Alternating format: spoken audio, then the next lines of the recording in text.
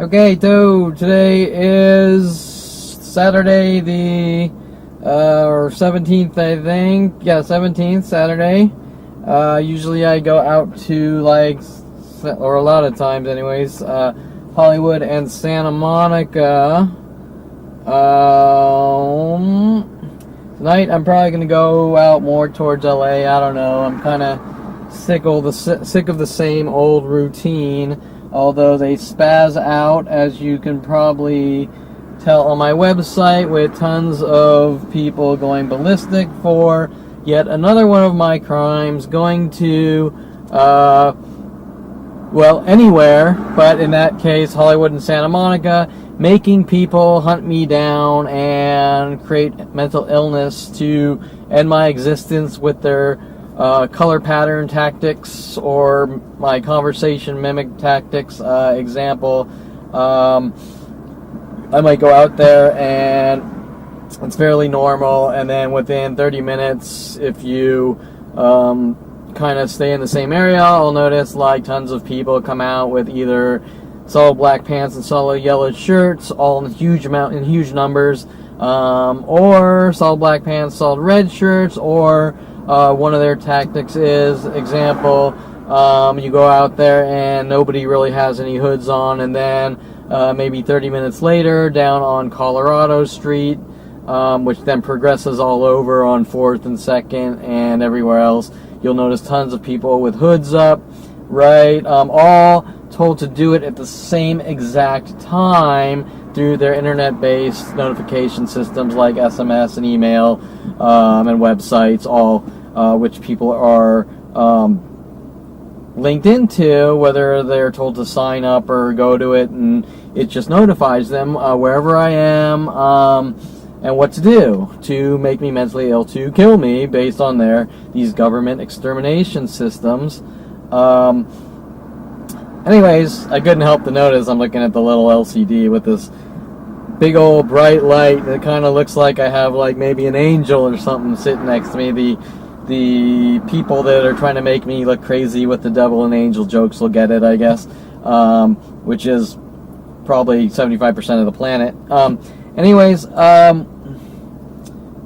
so tonight, hold on a sec. It's a weekend. I need a little tobacco.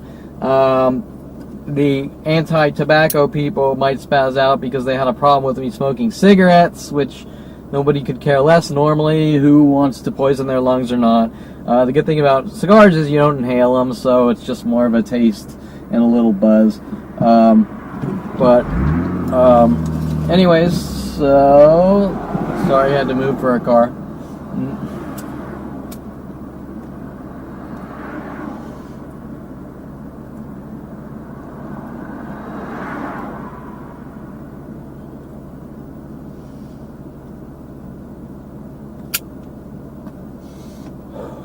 Tonight is a Partaga. I think it's a 1945, it says. But this is probably, I can't afford too many cigars because they're expensive and I don't make much. But this is probably one of my favorites, my new favorites. I still do, smoke a lot of Kirchhoffs. And ironically, if anyone's seen The Truman Show,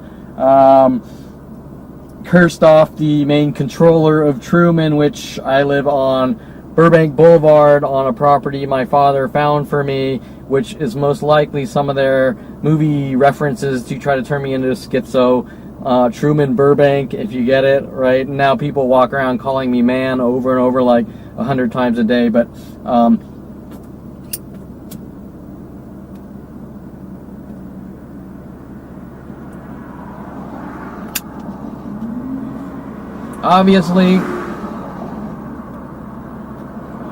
Obviously, the reason I like Kirchhoff cigars, it has nothing to do with the movie The Truman Show, but that's probably not what the world's told due to these propaganda systems.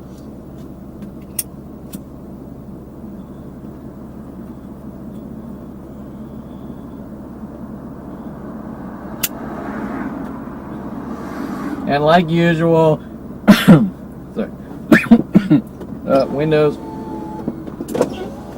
like usual, the only reason the world would be told something like that is for control purposes, to sabotage me from smoking cigarettes, just like my family was doing when I started smoking cigarettes. They kind of drove me to the point where I said I need to smoke some cigarettes, and you can't smoke cigarettes with random people harassing me every time I smoke a cigarette, with that negative reinforcement. And if anyone knows anything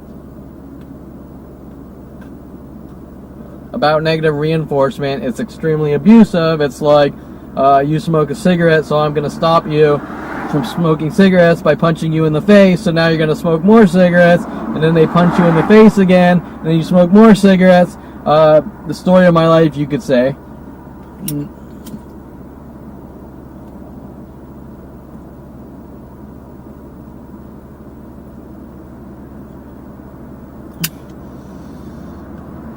Which is how my life got to be like this. And on a side, fun note, I love Bicco lighters, or Zippo lighters, because, that's funny, I said Bicco. Zippo lighters because, you know, I used to have a old, like maybe 10 years ago, actually I found it recently, it's an old Zippo lighter with an ace on it, and, of course, the people at, the employees at Coffee Bean with their mass groups basically used it against me, that because I have a Zippo lighter with an ace on it, I'm playing games with people's lives, then I need to be hunted and killed. Back to the old game tactic, which I was mentioning, I think, last video or the segment before, how the whole concept of games and Kevin and the movie Tron, like putting me on this real world game grid to torture and kill me, to make me think I'm in a movie type thing. But anyways, the point I'm getting, and you'd probably, any normal sane person's asking, well, how does someone go from someone who has a simple Zippo lighter to, with an ace on it, to he's somehow making us hunt him down and kill him because there's an ace on the lighter, right? Okay, so to finish this fun side note and get back to the serious conversation, I find it ironic that the reason, sorry, fire trucks, the reason that, so I find it ironic that, like, okay, Bic lighters are great because they're consistent and always work and they last forever. A Zippo lighter is kind of like an old classic Chevy or something, hot rod or something, because the damn thing always needs to be refilled, the fluid's always leaking out of it, but they got a certain nostalgia and class to them, and when you use them, it feels good, right? And so, well, this is totally irrelevant to anything I'm going to talk about tonight. You get to hear at least some of Kevin Perlman's personality, that he rarely gets to talk like a human being because, and I'm now speaking in third person, which is probably pretty bad, is because I'm generally consumed with these mass worldwide attacks to try to discredit me, make me look crazy, try to turn me into some perfect robot or whatever, for the sole purpose to torture me to death and kill me. But anyways, so there, you get a little tidbit of normality, and now I'm going to go into what is important, and that is talking about what the conversation I started yesterday. I started in yesterday with kissing the black girl in 8th grade and the ramifications of what happens to me in my life for harmless things that nobody could care about, from a family, the psychology community with their continual analysis, and it's your behavior because a Jewish white boy kissed the black girl, and we're going to put a stop to this interracial there's a big dip on the street, and there's a whole bunch of high school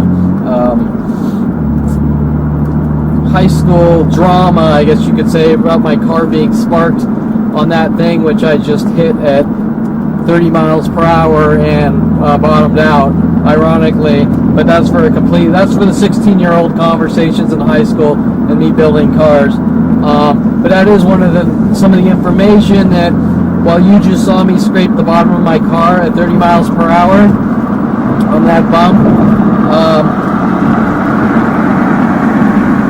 there is a whole high school drama. I don't want to say high school drama. I want to say that is information that was given to a person named Eric Christianson, who was either told to follow me to Southern Oregon State College or notified by the government and my family to hunt me and stalk me with that information, saying that I'm a reckless, out-of-control driver, killing people and all this. Well, you just actually witnessed on camera me basically sparking the bottom of my car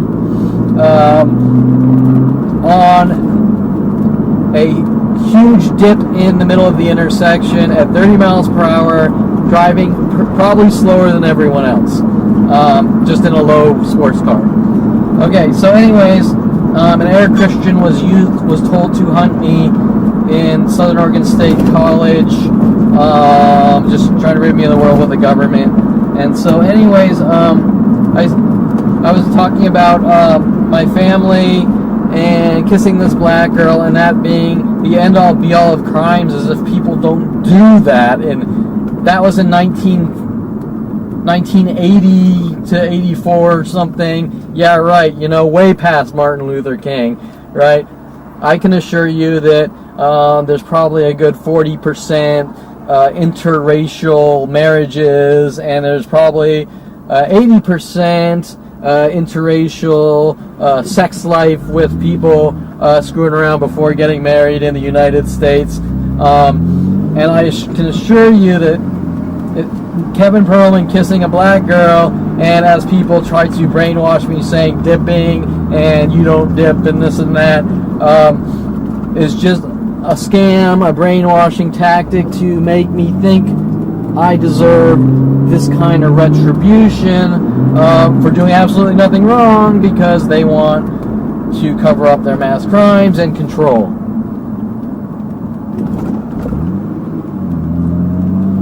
Okay, so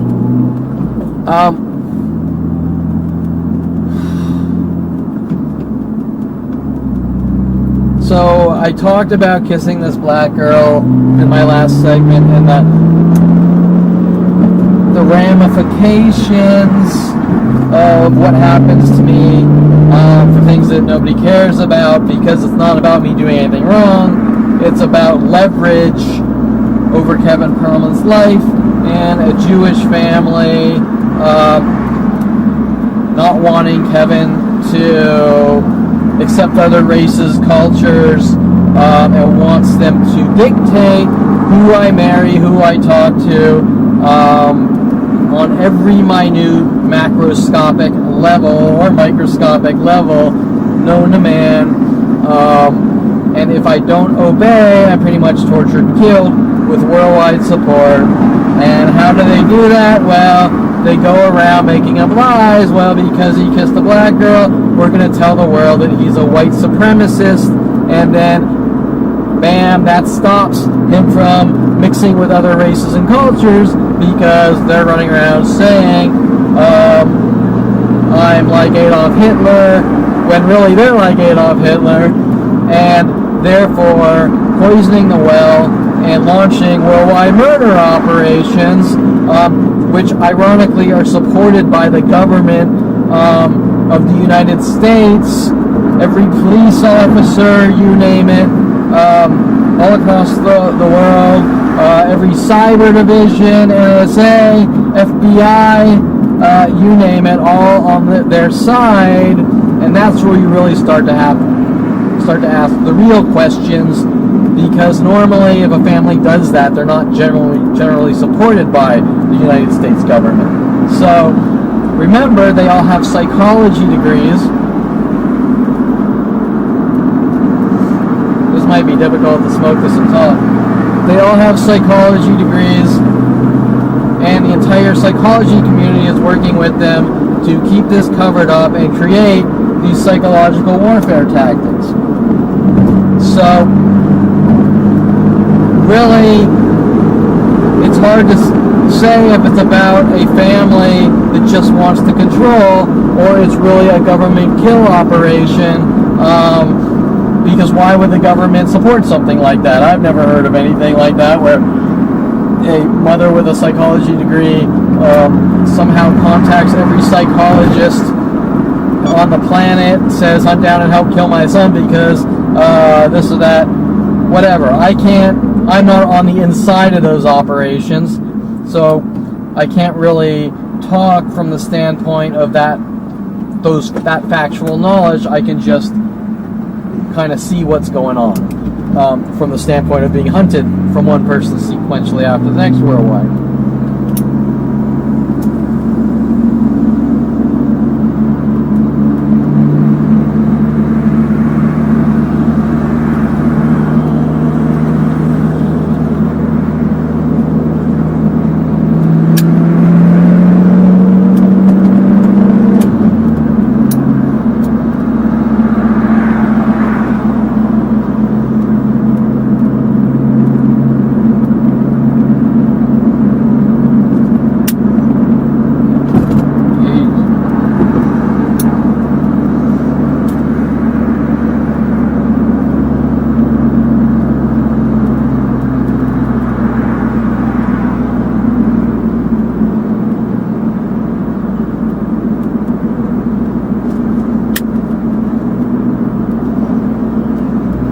Sorry, you're going to have to bear with me, but the cigar's important.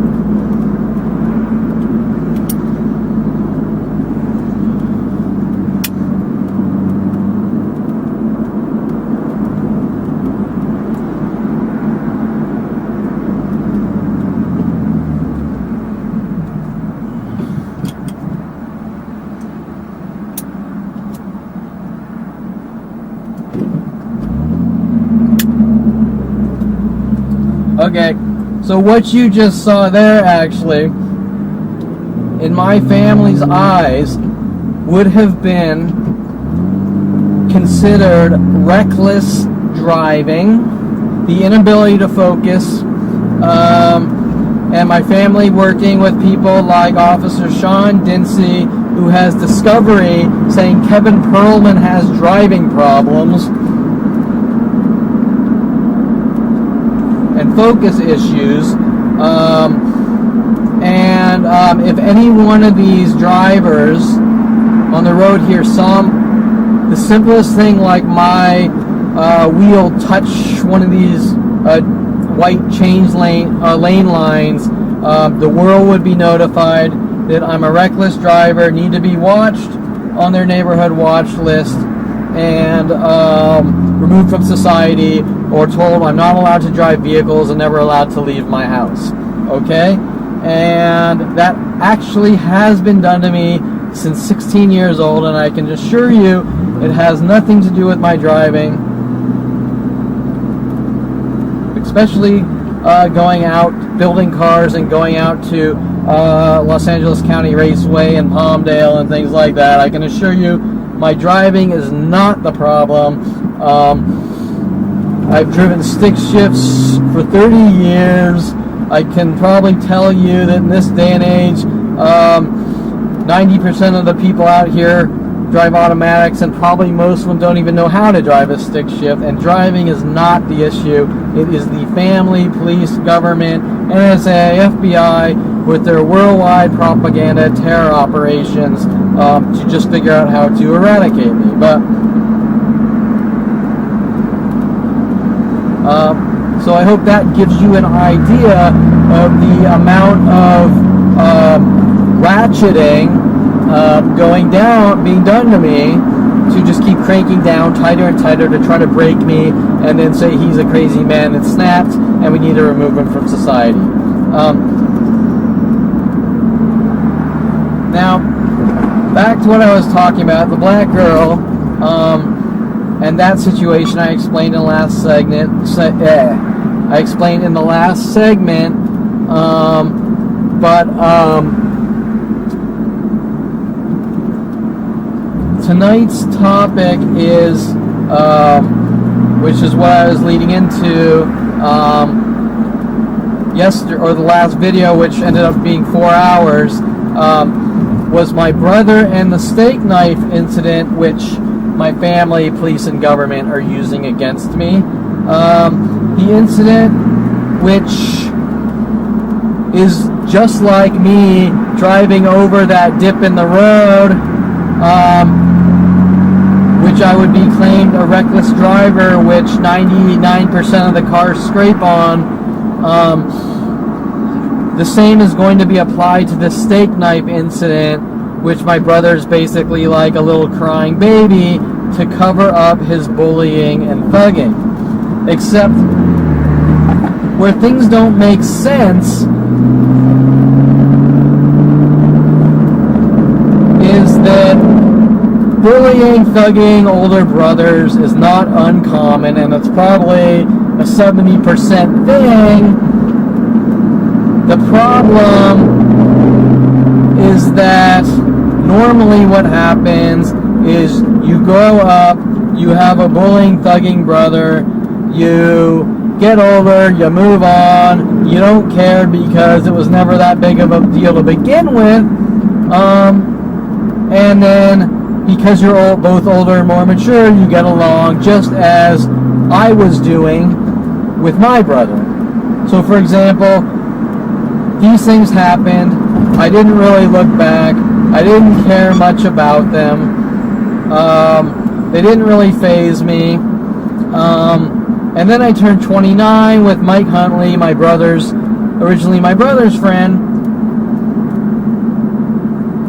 trying to keep me quiet about something, so much so that it involves killing me and or locking me away in jail cells or mental institutions, hence something non-kosher going on, obviously back then, that they don't want me picking up on. So in other words, it is perfectly normal for people to look back on their lives now and then and just look at their life. That is perfectly normal. Obviously, if you stay in the past, then you might suffer from obsession or can't move on with your life or whatever. But it is not uncommon for people to remember aspects of growing up. Now, what happens if you're surrounded by people from your past,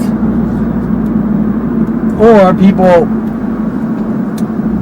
contacted by them to pose as your friends,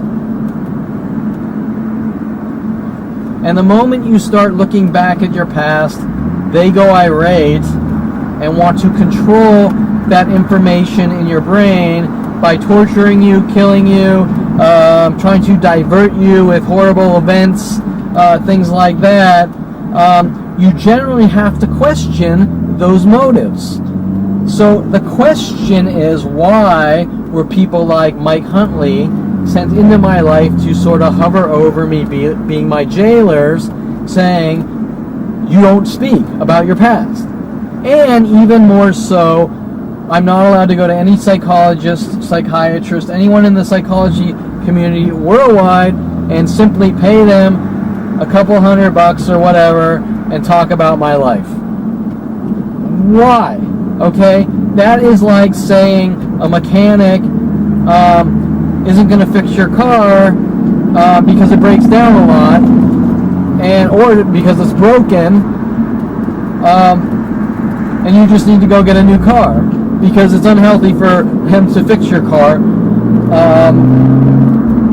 Shirking him making money and making profit, which no automotive repair guy would ever do unless there was something shady or he had ill intent or whatever, right? Well, the same goes for the psychology community.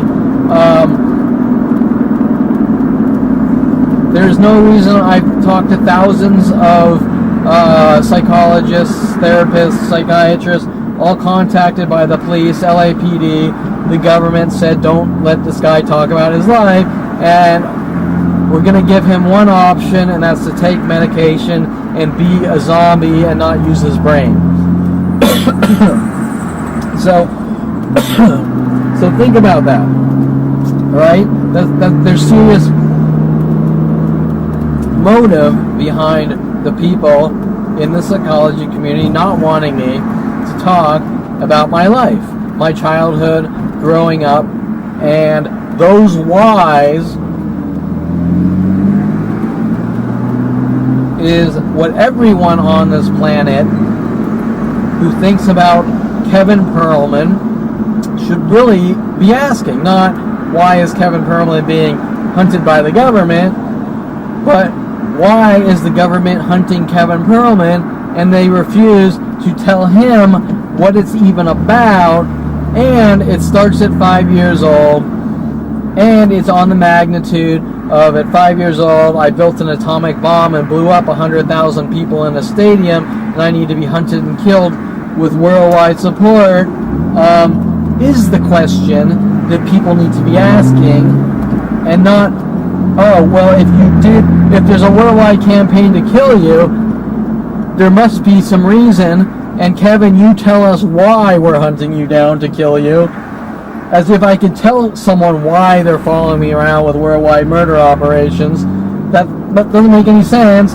Just like a security guard the other day telling me that I'm making them and every other security company follow me and stalk me and end my life, or try to rid me of the world with the police, NSA, FBI, and worldwide support. Well, I don't see how anyone can make anyone do anything unless it involves the types of things that are being done to me, or maybe if I tie someone down to a chair and slice on them with a knife or something, yeah, then I'm gonna make them defend themselves. But if I'm met with random stranger after random stranger worldwide that I've never even seen before, trying to lock me away or rid me of the world, I can assure you I'm not making them do a damn thing, unless their argument is that I'm somehow inserting seeds in their brain to make them hunt me and kill me or something stupid like that, right? Doesn't make any sense. So the things these people are saying to me are just coming from pure stupidity, but trust me, they're not stupid.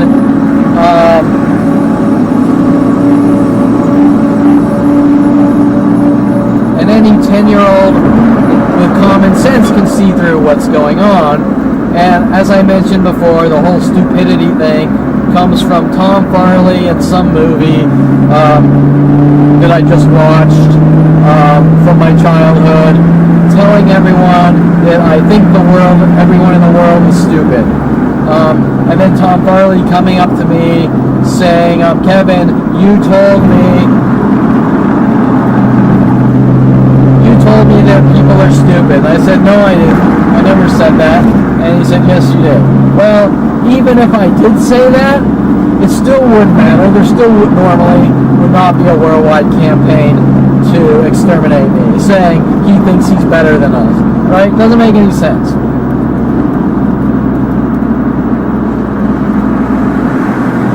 Okay. So I know I get sidetracked a lot, but it's for very good reasons. It's so you can understand the dynamics of a situation that is unheard of and way out of the norm.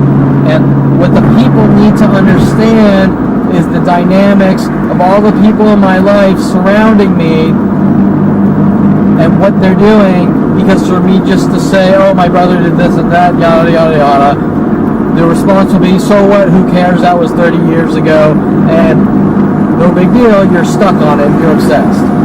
Which is the point.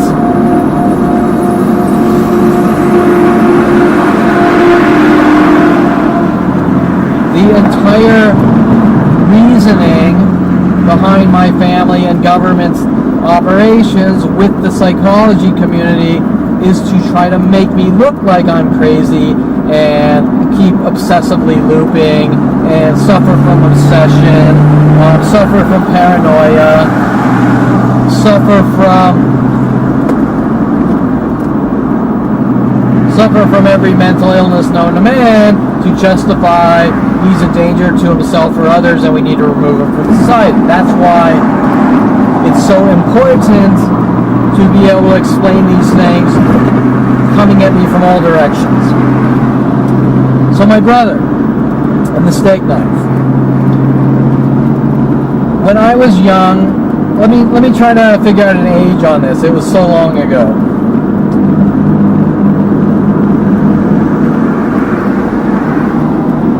It's got to be around 6th to 8th grade or something like that.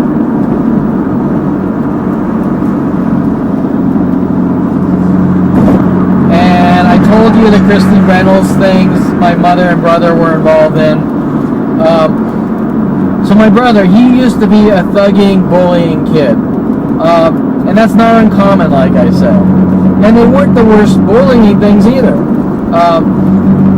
He would hold me underwater for as long as possible, but he wouldn't drown me, just trying to be a kind of thuggy brother in the swimming pool. He and his friends would go out at night and they'd find all the frogs around the swimming pool and throw them up as high as they can and watch them splat on the ground. Okay, stupid kid crap, whatever.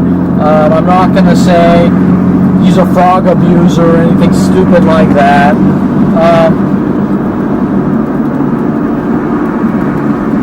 Some of the things he did to me, he would flick me in the ear from behind over and over, like, endlessly. And the reason being is when someone follows you from place to place, flicking you in the ear from behind, it's really annoying, and he wants that explosive reaction, right? He's not coming at you head on. Just like the passive-aggressive terror attacks with worldwide support.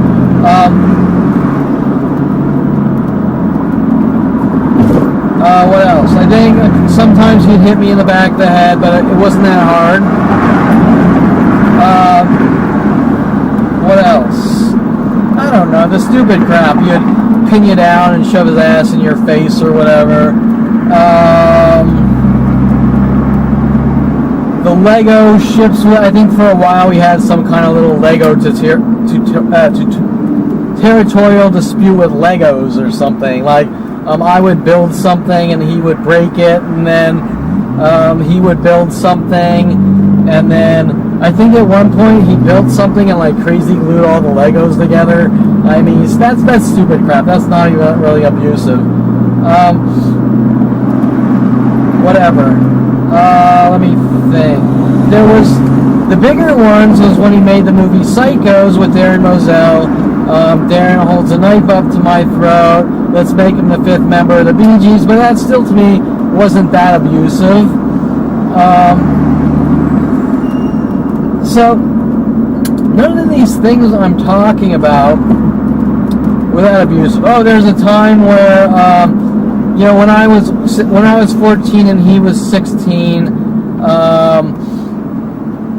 he would go out and do all their road rage shit, and he put on a license plate frame. I swerve and hit people at random.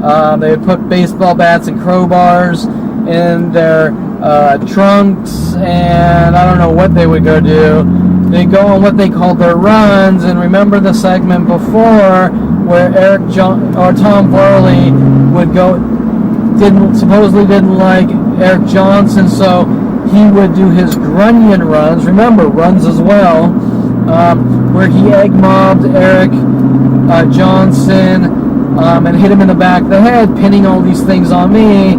Well, there's a certain pattern of behavior from Tom Farley going out on his runs, doing his bullying runs, and my brother doing his car road rage shit runs, and pinning it out on me, and these runs, quote unquote, all start at me around 14 to 16, starting to lift weights and going out running and jogging. So if you want to understand the psychology behind what they're doing to try to turn me into a violent paranoid schizo, is I go out and jog and run to be healthy and lift weights, listening to music like Damn Yankees and Dawkins and Guns N' Roses, and they get mad at all these things. Why would you get mad at that? Well, that doesn't even make any sense.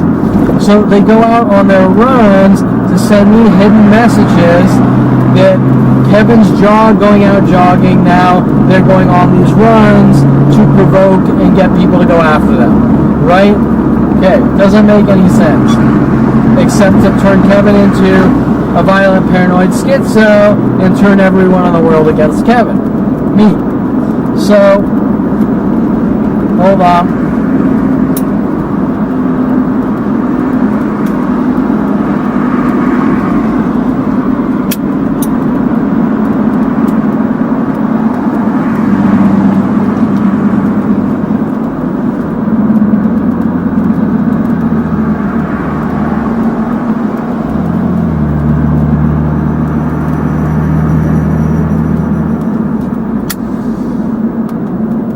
Sorry, more horrific, reckless driving than I could have killed 100 million people. Okay, so you get the idea of their paranoid schizo tactics. These aren't pranks. These aren't jokes. These aren't, Kevin, we did this to you and we're joking around with a conclusion or closure. These are, we're going to keep endlessly trying to flip you out until you're dead and gone. Okay, so at one point in our Hidden Hills house, my brother was doing his, I'm going to keep flicking Kevin in the back of the ear, keep flicking Kevin in the back of the ear, keep flicking Kevin in the back of the ear, keep flicking Kevin in the back of the ear, keep flicking Kevin in the back of the ear, which the psychology community today will say, just ignore it. Yeah, well, that's stupid to just ignore it. And so I can remember being in Hidden Hills on our second floor. I was holding a steak knife, probably after eating or something. Jason comes up, my brother comes up, and he flicks me in the back of the ear. And I just get sick of it, because the first thing you need to understand about bullies is there's really no talking to them, right? What am I going to do? Well, let's go out to dinner and have a long conversation about you flicking me in the ear, especially when I'm like, who knows, 11 years old or something. So I turn around and I do that fake throw where you pretend to throw a dog bone, but you let go and it falls to the ground, you know, like I don't have anything here, but you go like this and you go open your hand and it just falls straight to the ground, right? And I do one of those. And after that, Jason runs around. Even though there's never any knife flying through the air, Jason runs around saying, Kevin tried to kill me. Kevin tried to kill me. Blah, blah, blah. Right? Okay, well, I mean, once again, like everything else, Mr. Tough Guy Bully that tries to run people off the road in his cars and cruises around with Scott Kirkpatrick with slingshots launching pachinko balls out their car window at other cars or whatever they were doing. How does Mr. Tough Guy here go from I'm going to keep trying to get these reactions and then you tried to kill me, right? What is his reasoning? And remember that you tried to kill me here doesn't just stop at that moment. It's not a moment in his mind of anger, right? He's not just saying it out of, oh my God, you tried to kill me. It's you tried to kill me and now I'm going to spend the rest of my life trying to remove you from society. Totally ignoring his actions, his behaviors. Because one word I've heard over and over for the last 17 years with the police and government trying to lock me away is you blinked wrong, you farted wrong, you rested your foot on a chair, you yawned, and you moan during sex, so it's your behavior, you're an out-of-control monster, and we have billions of government dollars with worldwide support to exterminate you. But what is the behavior of a bully that keeps provoking someone until they have to get some kind of harmless, insignificant reaction, like dropping a steak knife to the ground? Now, my family with the police are going to try to use that, and have tried to use that with their NSA level collected and data mined information to take that out of context and use it as this guy is running around with knives trying to kill people, right? And that's the part nothing makes sense. And that is consistent with every aspect of what they're doing to every detail of my life. One of these segments I mentioned biting the kid's hand in elementary school, but that bite was like a soft gum. And of course, they leave it all out, trying to make me look like the Splice in Jupiter Ascending who just randomly tore out someone's throat with their mouth, right? So how does something like this go to that? How does something like this heart with a sword through it on a lighter go to Kevin's trying to stab women's hearts, rip their hearts out and try to stab them in the heart, right? Do you understand what I'm saying? All the things they're saying aren't just dramatized. They're strategic information dissemination to rile the world against me on perfectly normal events that happens in every family, relationship, people together with one another all the time, being collected and disseminated and used against me in such a way to rile the world against me, saying that guy's crazy and when he snaps, people are dead. Some of the things said about me are like I'm like the Incredible Hulk, and when I get angry, people are in trouble, this or that. Well, the only thing I've seen is me in danger. And while Kevin, the calmest, coolest, collected guy out there, literally it takes 100,000 to 1 million people per day for 17 years now, which is actually 40 years, escalating for 40 years, to try to get this horrific Adolf Hitler-y reaction or the Vegas shooter reaction. They have been unsuccessful with the amount of inflicted torture and pain most normal people can't stay alive over, but yet somehow I'm the person with the problem. Do you understand what I'm saying? Well,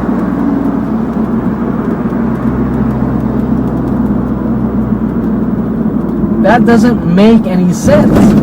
That makes absolute no sense. Example, someone who suffers from anger and rage doesn't need to be provoked, especially 100,000 times a day, right?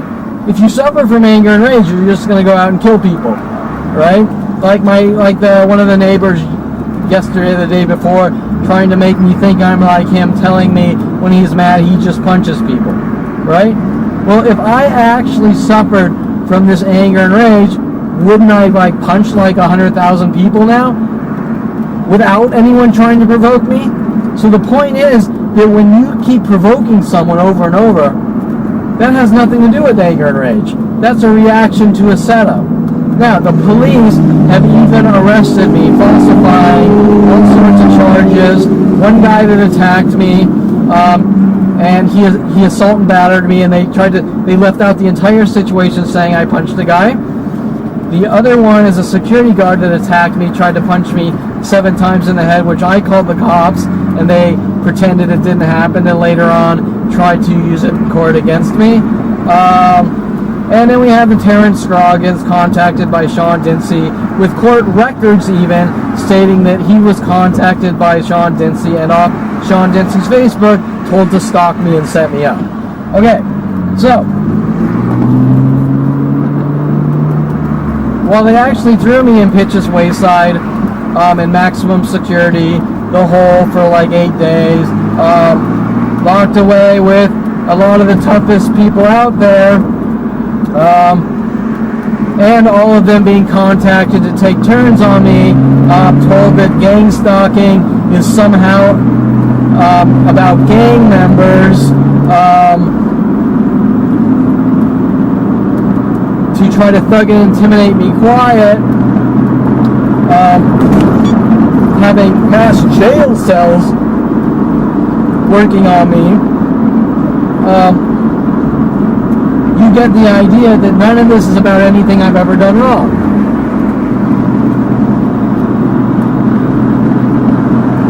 Okay, so some of the questions from these people trying to turn this around on me have said, well, Kevin, why didn't you go to the police? Well, the first answer to that question is, you can't go to the police. What are you going to tell them? Hey, my brother's flicking me in the ear. Then you look crazy, right? Second of all, you find out at 29 what's going on. But you don't even know what's going on. You turn 29, you find out there's a worldwide campaign to remove you from society for reasons you can't comprehend.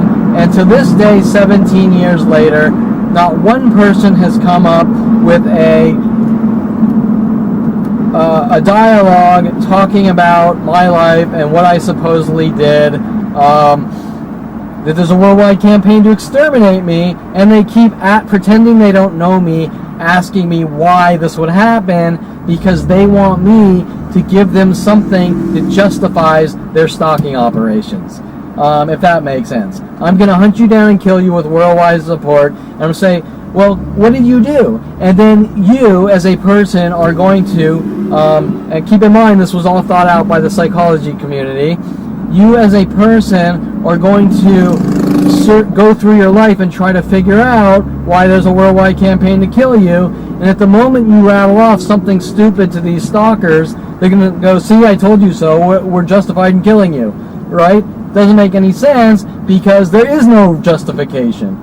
It doesn't even matter if I went out and killed someone. Not that I would, but, and they sent Rody Morales after me to get that confession, with the LAPD taking me to strip clubs and then trying to scare me into those confessions. But even if I did kill someone, it's illegal for people to get together and hunt me down and kill me. Means that they're vigilantes and murderers. I'm not saying I justify murder, but what I am saying is there's a reason we have judicial system, laws, and constitutions, and hence why things happen a certain way, and why we moved from Britain or England to here so that we could have these constitutional rights and protections.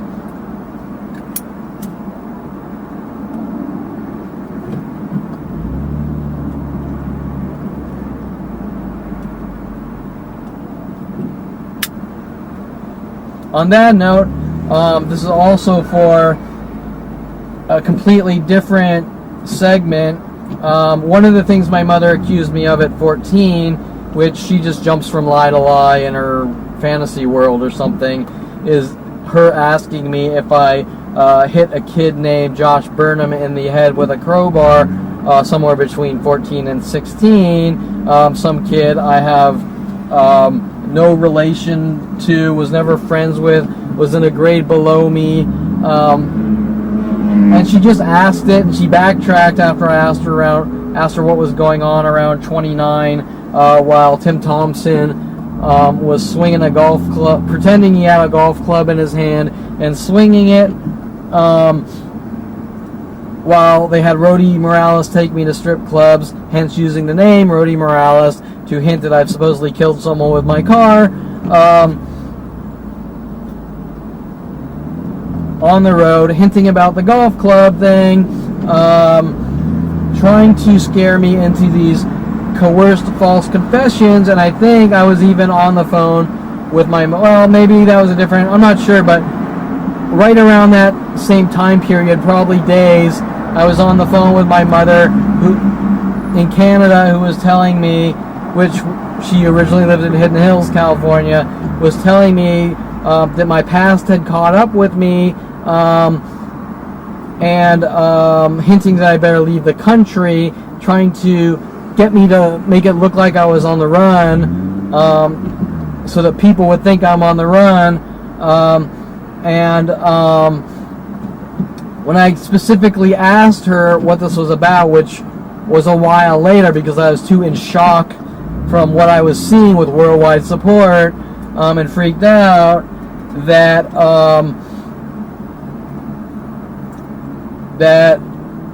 she refused to tell me, just like my father, speaking in vagaries, right? Your past caught up with you, but I'm not going to tell you what you did. Or my father, you know what you did, and then telling me that when people do something, they're not told what they did. Well, that's the biggest load of horse shit I've ever heard. People who commit crimes aren't told what crime they committed, even when there's a worldwide campaign to kill them over it. Yeah, okay. Now remember, these people have psychology degrees, so they're digging for information and they want coerced false confessions. Now, someone might say that they're just concerned and they want to see if I suffered from some kind of trauma, right?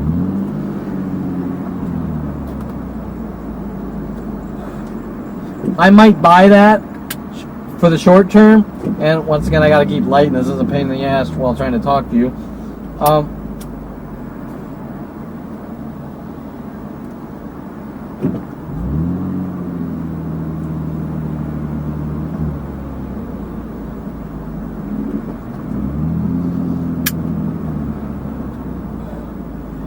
So, the short term, maybe there's some concern. The short term. But now I've witnessed this for 17 years with worldwide never-ending attacks, 100,000 people to 1 million people per day, and I find out this starts at 5 years old with the psychology community, right? Now, let me give you an analogy. If I tie you down to a chair for the next 40 years, and I keep slicing on you with a knife, or I keep following you from place to place, bashing your skull in with a crowbar every day for 40 years, and I keep saying, tell me, tell me, tell me, tell me. Don't you think that after 40 years, the average person would probably just tell them what they wanted to hear? Right? Well, I have not yet done that.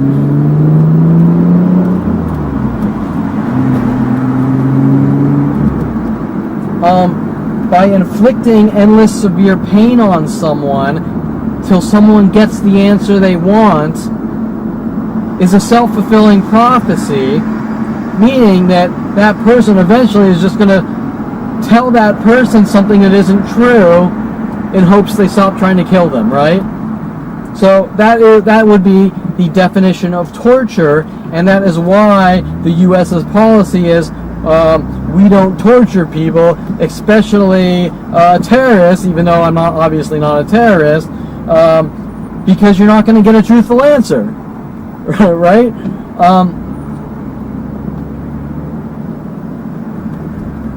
So now you have to question, if someone's being tortured for 40 years and people keep trying to get an answer from them, what is their motive?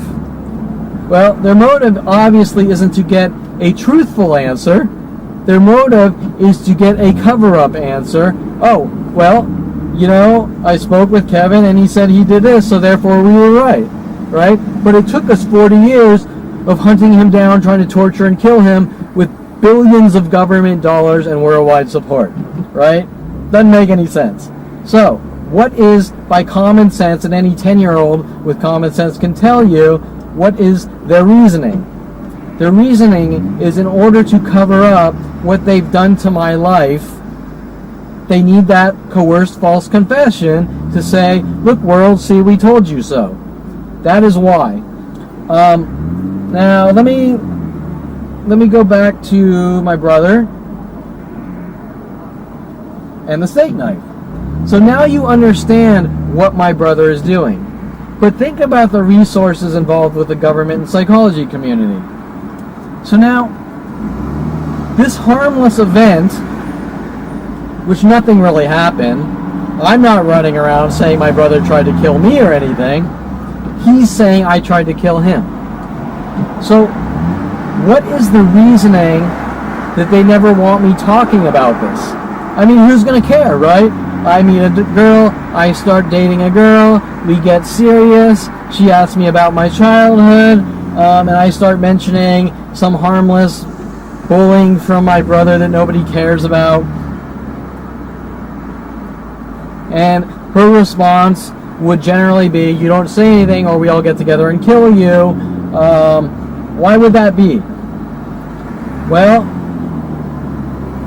because something freaky in the situation is going on to begin with, and that freakiness has to do with my brother, my parents, telling my brother to do these things. Okay? So normally, so that's the information. They don't want me digging around through my life and finding out that these weren't normal situations, that these were, like everything else in my life, manipulated situations for intentional reactions, aka setups. Setups or frame jobs, right? We're going to try to provoke you endlessly to get reactions to use against you. That is what they are trying to cover up. Okay, so now you have to ask some serious questions. You have a kid, he's trying to live his life, but people in the psychology community and government are told to keep trying to set the kid up so they can put him in mental institutions or juvenile hall and things like this. Why? What's the reasoning? That kid hasn't done anything wrong. He's a really good kid. Why do you want to put him in juvenile hall or mental institutions? Okay, well, the answer is simple. They want labels. They want to put labels. He's crazy. He's violent. He's a violent paranoid schizo. The same labels my family threw on me at 5 years old. Well, let me tell you, you can't put a paranoid schizo label on a 5-year-old. The 5-year-old isn't even developed yet or doesn't even know who he is, right? Doesn't make any sense. But what we have is people with psychology degrees labeling me, the government stepping in and trying to control me by making me look like I'm dangerous or violent, and this way they can spend my entire existence following me around, controlling me, right? Who you date, what your sex life is, who you talk to, the types of people you talk to, whether they're Jewish, whether they're not Jewish. Maybe the government doesn't want me dating anyone and having relationships and family because they just want that control. These are questions I cannot answer because I'm in the dark, but what I can tell you is these labels are being put on me for control reasons, and then the more I find out, the more they want me dead and gone because they don't want me talking. And more importantly, this is the crime of all crimes. With the United States government, police, psychology community, NSA, FBI, and every other organization involved to do these things to a human being which hasn't done anything wrong. Well, doesn't the Constitution of the United States say that you're a free man until you go out and commit a crime, and that the punishment must, how is it worded? The punishment must be, whatever, the punishment must be equal to the crime, right? So, if you steal a 1-cent Jolly Rancher at 10 years old, that does not give the right for the government to put you in the electric chair and kill you. The punishment must fit the crime. So what's the crime? Well, they have no crime. But what's the punishment? Well, the punishment is a government crime larger than one of the largest crime known to man against one person in humanity, and because it's worldwide supported all day and night, endless terror, torture, worldwide network terror cells, all designed by the government to torture and kill me, for the crime of an empty label, right? Okay, so that even though it's the opposite of something like mass genocide, it's still actually bigger because one man must take the daily hits of worldwide support and trying to kill him all day and night until he's dead and gone, which I've now witnessed for 17 years, from 100,000 to 1 million attacks per day, and it's been escalating since 5 years old. So if that is not the crime of all crime, with immense, unimaginable pain inflicted on someone in the most inhumane way, which is equivalent to locking someone in a cage for 40 years and shoving a cattle prod up their ass every 5 minutes, is the end-all be-all of demented crimes. And remember, we're talking about a father that puts shock collars on his dog Rhoda from lack of communication skills, and puts Maggie, his English sheepdog, in the Hidden Hills in a cage for half its life, just for reasons because he doesn't want the dog running around the huge backyard it could have been running around the whole time, right? You get the idea. These aren't sane parents. And they have psychology degrees to make it worse.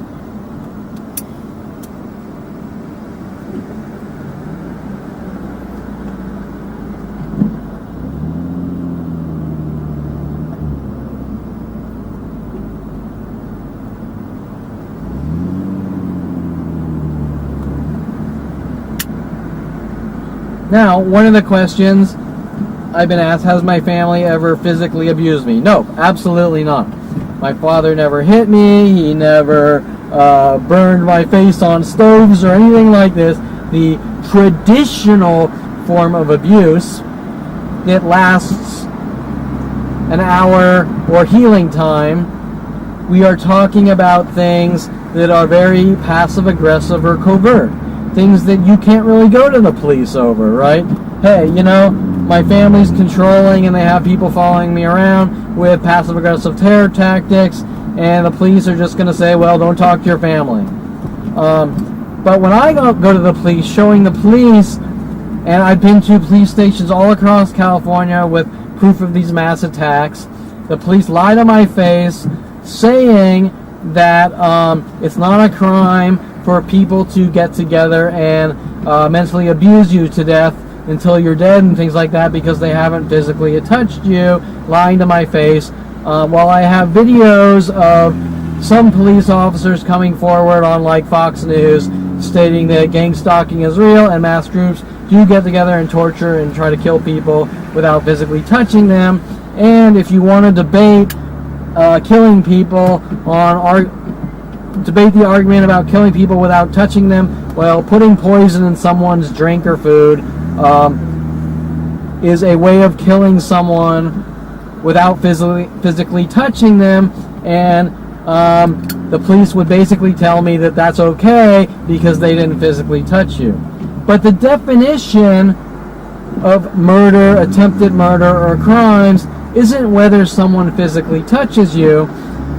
It is based on things like damages, harm, and premeditation. Example, a group of people say we want to kill Kevin Perlman without physically touching them, and they get a large group to conspire together to, this is just one of these thousands of tactics, whistle 40 times per day at him wherever he goes until he flips out and his nervous system gives out and he dies, or something bad happens to him where he goes to jail for life or gets locked in mental institutions. Well, that is a crime in the law books by the definition of a criminal act. The act, you wanna harm someone, maim someone, or kill someone, and you premeditatedly thought out beforehand how to do it.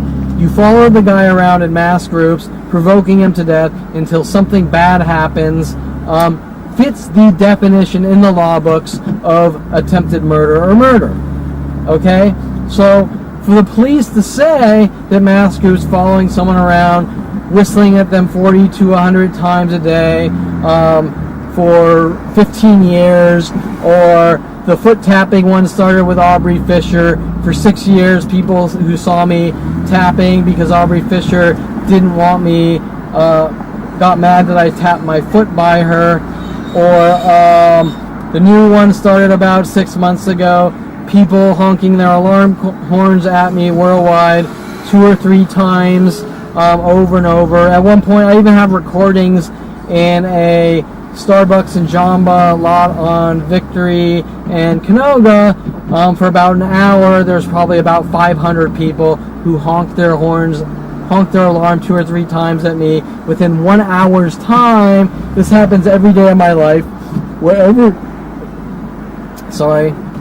I go, I was gonna burp. Wherever I go worldwide, and that is the end-all be-all of crimes, whether the police want to admit it or not. Now, the question is, why would the police not help me, right? Well, that's simple. The police, by the police's admission that this is going on, and someone going to jail over it, would open up all sorts of doors within the psychology community and the government to their horrific, unfathomable crimes against one man, violating constitutional rights on every level known to man.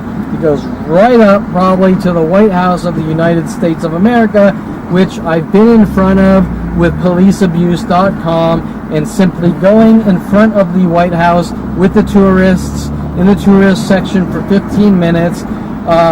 I had White House security following me all throughout the city in an obvious way, being counter-surveillanced, showing that people at the top are heavily involved in this, with the psychology community. Okay?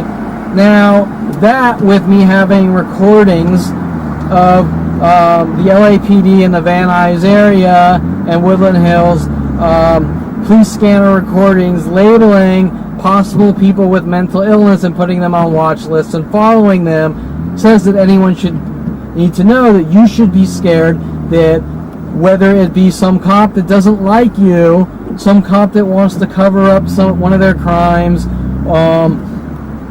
or is just a trigger-happy nut-job cop in a uniform, is going to say that person suffers from mental illness and their fate is going to be like mine. Hence the types of things that Edward Snowden came forward about, who will have a family, they'll have a kid, they'll have their own company, and bam, the next moment he's hunted by worldwide support saying he's crazy and can't be trusted, violating his constitutional rights, freedoms, and most importantly, hunted, tortured, and killed. Then starve him in the streets to make him look like he just went crazy, like they're doing to me.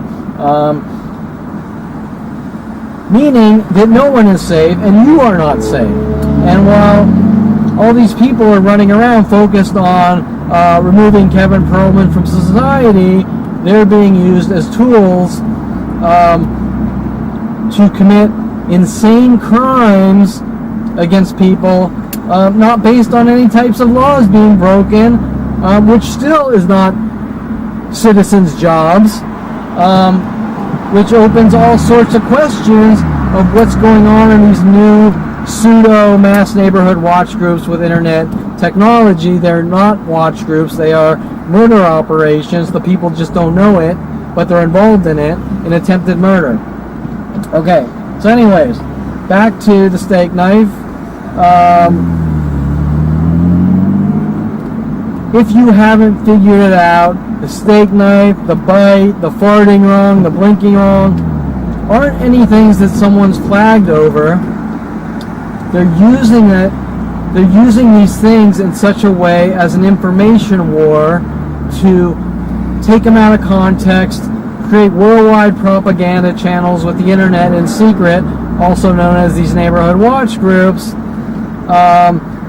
and then leverage people against me or other people, if that makes sense.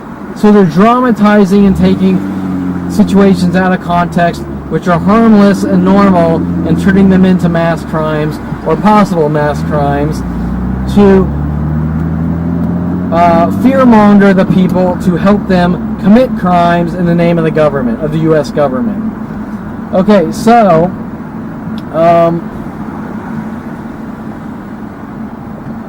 so the steak knife.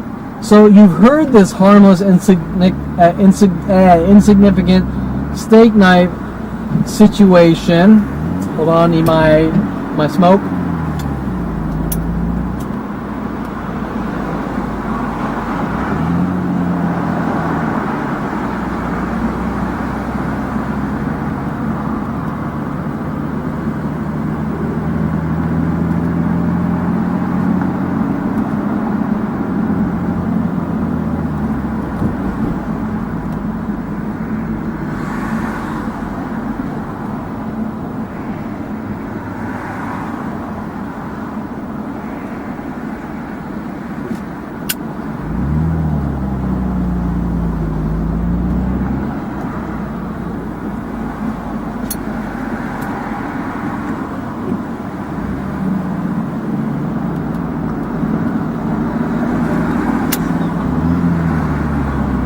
Okay, so I lost my train of thought.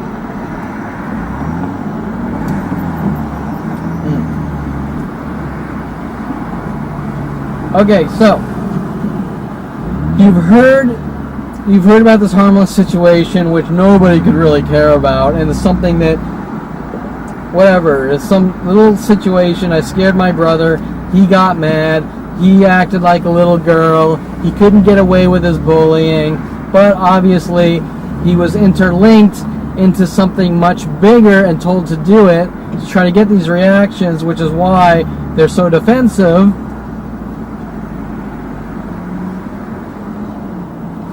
I never thought anything about it. I grew up, I loved my brother, I thought he was the greatest brother, didn't realize it was going on, would still hang out with him.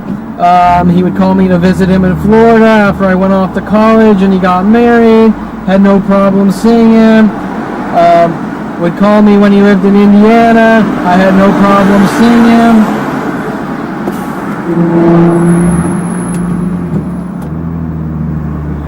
Where else did he live? He lived in Texas. He lived in Texas. I had no problem seeing him. Thought he was a really good person. Didn't hold anything against him. So I'm gonna now skip. Keep in mind that's about 12 years old. I'm not sure, 10, 12, something like this. Now I go off. I graduate from high school. I go off to Southern Oregon State College, where they have a girl named Kelly Hatch follow me up to Southern Oregon State College, named Kelly Hatch, who went to Calabasas High, trying to play like all the other women in my entire life that I was talking about earlier. The cry wolf tactic. I'm stalking her, I won't leave her alone, I'm abusing her, I'm doing all these things to her. She's working with the police and government. She wants me to watch the movie The Bad Seed to hint that I'm like the kid in The Bad Seed who has killed people and all this. Of course, I'm not picking up on all these suggestive hints to try to flip me out. And I'm not going to go deep into Kelly Hatch right now. That's for later conversations later on, which are extremely long. And one of the people sent after me was a person named Eric Christianson. And this is all going to link back to the knife. Now, Eric Christianson, the scam they used with Eric Christianson was at one point, this was my first year in Ashland, Oregon, Southern Oregon State College, and I was walking around the Ashland town, and I walked into a t-shirt shop, and I found a shirt.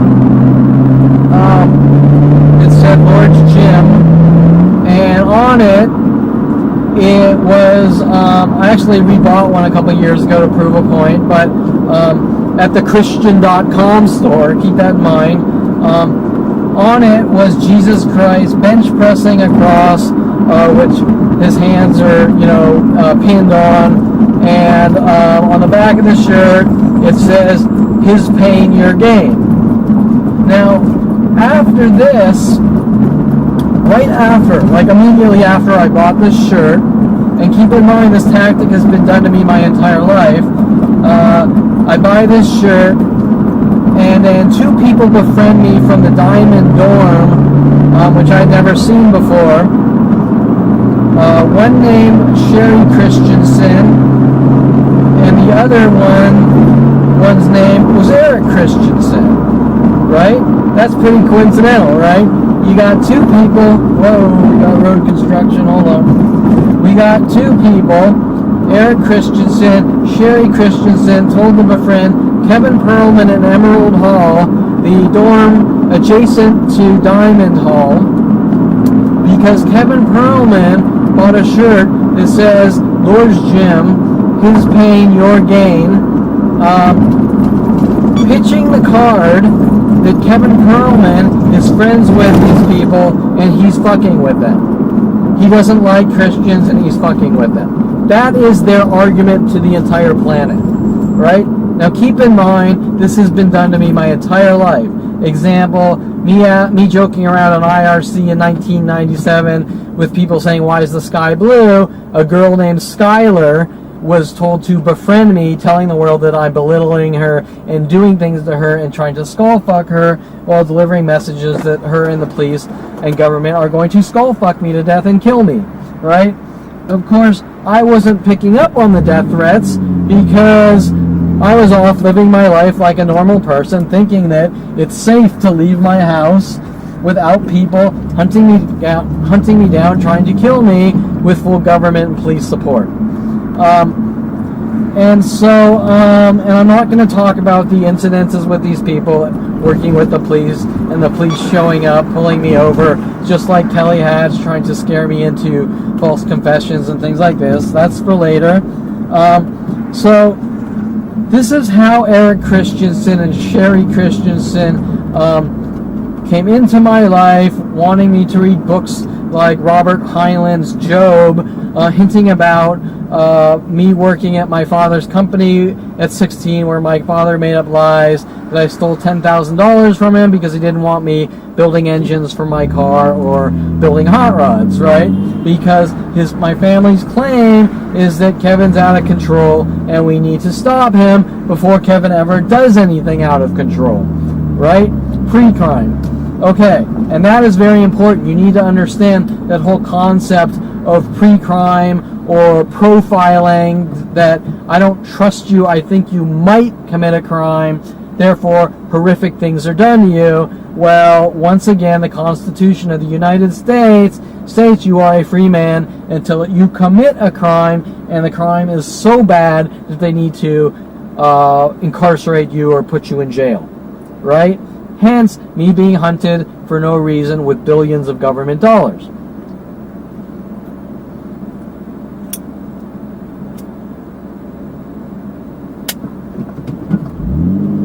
I'm now down in Los Angeles area, and when I come home, there will probably be tons of cars with dealer plates or covers over their plates in front of my house that says Los Angeles and things like this to try to punish me for going out and living my life in such a way that makes me look like I'm going crazy, or I have guilt for doing it. Anyway, so now I want to jump back to Eric Christianson. I become friends with Eric Christianson, who's supposedly from Alaska, who went to Southern Oregon State College,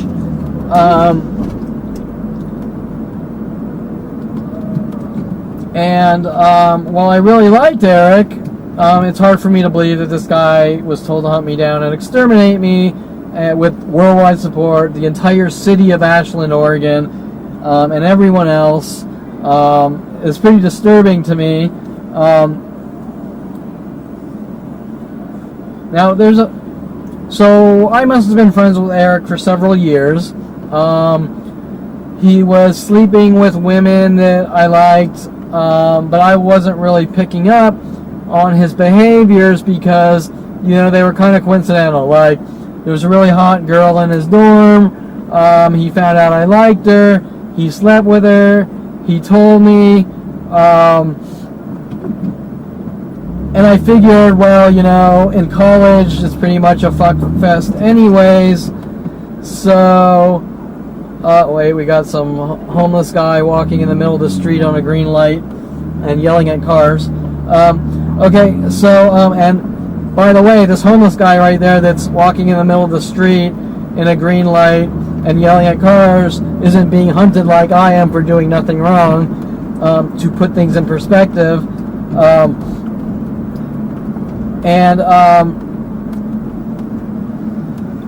It's a fuck fest in college. Everyone's sleeping with everyone. So Eric's sleeping with the girls I like, but I'm not picking up on his behaviors because I'm just figuring it's a coincidence, right? I'm not paying attention to the intricate things of gang stalking to turn someone make them look like a violent paranoid schizo and things like this, like him and Sherry told to befriend me. Sherry's doing whatever it takes to try to get me to like her, and instantly when I show Sherry that I like her, she instantly dates some guy, Chuck and his friend. I don't remember Chuck's friend's name that she starts dating, showing that she's trying to passive-aggressively provoke me into anger, which doesn't work once you start to see the repetitious pattern of behavior. Hey, why don't you like me? Why don't you like me? Why don't you like me? I do, and let's go out. I didn't know you liked me. Let's go out. No, I'm dating this guy. Right? Now, why was she doing that? Well, back then, I just thought it was some flaky girl, but she was doing it to try to get that Hulk in Kevin, or the bad seed, which Kelly Hatch was working with the government to try to expose this evil murdering side of me, which doesn't exist, right? But once again, you have to question, how do these people have that information, okay? First of all, the internet didn't exist back in 1992 when this was happening. So and even if it did, it would be very strange that these people know these intricate things. But how does Kelly Hatch, which, sure, she went to Calabasas, but how would she know my childhood at 12 years old at my house? And how would Kelly Hatch, Eric Christianson, Sherry Christianson know anything but Kevin Perlman is some kid in college trying to get a degree and we're all becoming friends, right? Okay, so these are big holes in their arguments that Kevin's crazy, that they don't want coming to light. They don't want me exposing the dynamics of these interpersonal communications where people are befriending me and given all sorts of information about me from my childhood that isn't even true, which, by the way, is worldwide on these propaganda systems built around me now, starting in 1994, to just on a daily basis make up newer and newer lies about Kevin Perlman. So, obviously, government operations. Okay, so Eric Christianson wants to do a road trip, and he wants to go to San Diego. By the way, the Mike Wexler I mentioned, working with Lynn Junkin and my brother, and those, the pedophile, or trying to set me up frame me for statutory rape and make it look like I'm macking on 16-year-olds, also wanted to do a road trip to San Diego to work on me with some more of their tactics. Why San Diego? Well, I cannot tell you what the relevance of hunting me down and taking me to San Diego and working with the San Diego police has to do with the tea in China, except they're just working on another angle, probably saying I committed some crime down in San Diego, right? or maybe it has to do with a kid named Diego Sestita and his sister, which I thought was cute, Marina Sestita or something, which nothing ever happened any way, shape, or form. Anyways, hold on.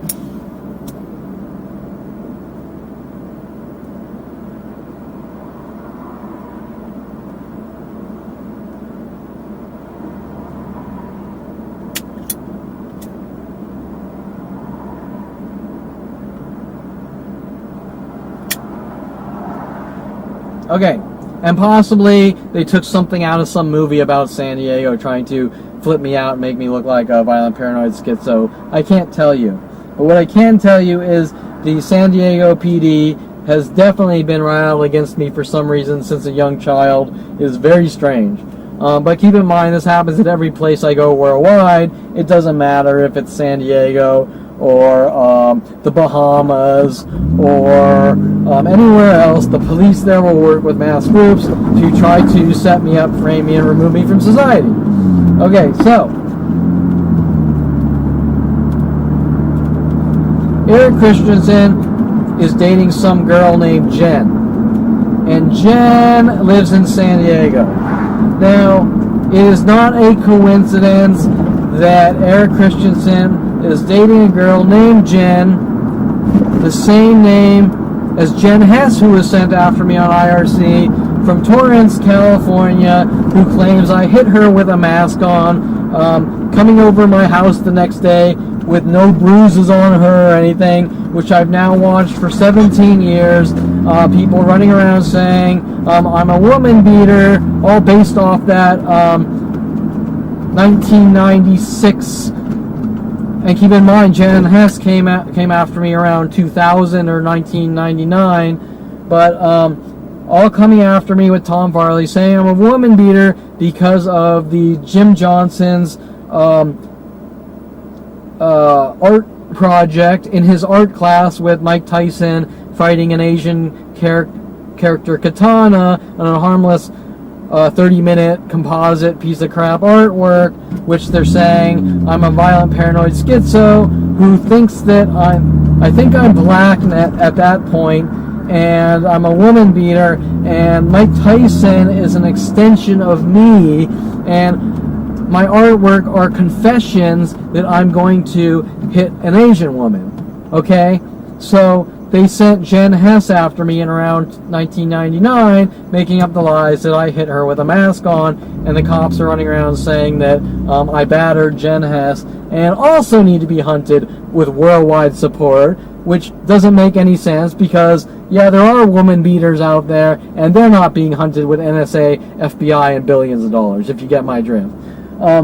So, Jen, Eric Christianson's girlfriend in San Diego back in 1992, are the same tactics. This is like a defective cigar. I've never had to light a cigar this many times. So Jen, they're strategically working on the skull fucking, so to speak, by saying I have a girlfriend named Jen, and obviously these are government operations. These are FBI, NSA operations. He wants me to go on a road trip with him from Oregon to San Diego, and we do, because I think he's a good person, to see his girlfriend Jen, which link into all these accusations that I supposedly did something to Jen Yang, which my brother eventually went after my friend Gregoire with the crowbar, trying to bash Gregoire's skull in with a crowbar because Jen broke up with my brother after my brother had a long-distance relationship with her at college, then telling me that he and his friends are going to put me in a mental institution because I didn't help spy on Greg and I stopped my brother from jumping in the way from bashing Gregoire's skull in with a crowbar, right? Hence, the link between Jen, Eric Christianson was dating, or possibly dating, because it was like my brother was a long distance relationship by San Diego PD. And of course, he wanted me to meet a girl named Kat, right? And Kat, I'm guessing, I'm not sure on this one, but I'm guessing that the reason they chose the name Kat, short for whatever, Catherine, who knows, was because of Melody, the stripper Mike Huntley, my brother's original friend, introduced me to Melody, who worked at the Candy Cat, which I believe Mike Huntley was probably telling them that I had cut her brake lines and tried to kill her, or it's just another skull fuck of theirs, who knows, but whatever's going on is going on, whether he's accusing me of it or not. Their end result is to try to create mental illness, flip me out, and remove me from society.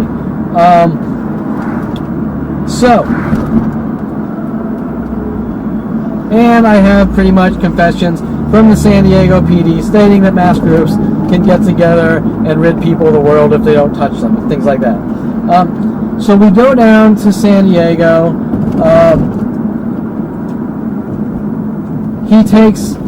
I meet Kat, we go to the beach one day, him, Jen, me and Kat. We come back to Kat's place, and what they do, this is where things get obvious.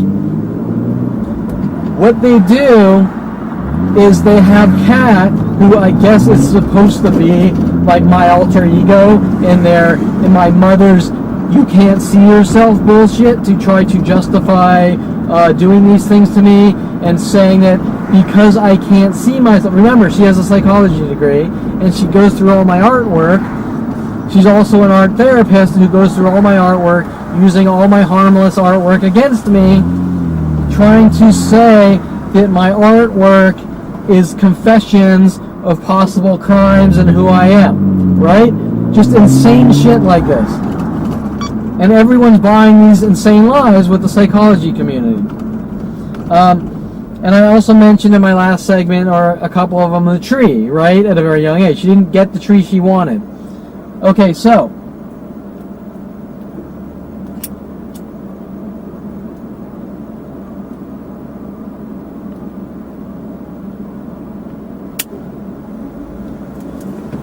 we get back, we go to the beach, we get back to their place. They want to reenact the knife scene, right? To why? Well, to flip me out, to get that coerced false confession. Or, even worse, make me walk around saying these people are doing these things to me, and then them saying you're crazy, right? So we go back, we get to their place, they get in a little playful argument. Kat throws a steak knife at Eric, right?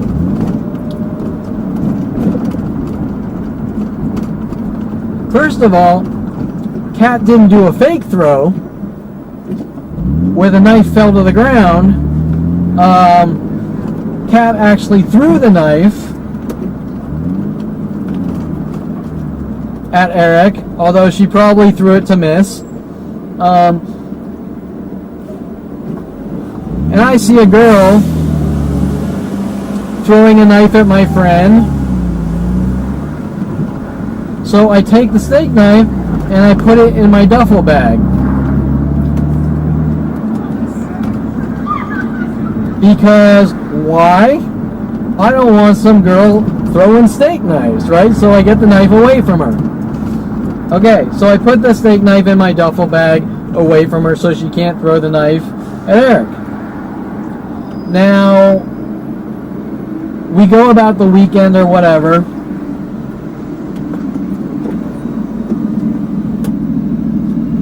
I can't remember much because the weekend wasn't that great, and I don't think I was there very long with Eric. I think it might have been a day just for them to reenact that. And we leave. I take my duffel bag, not realizing that the steak knife is in my duffel bag.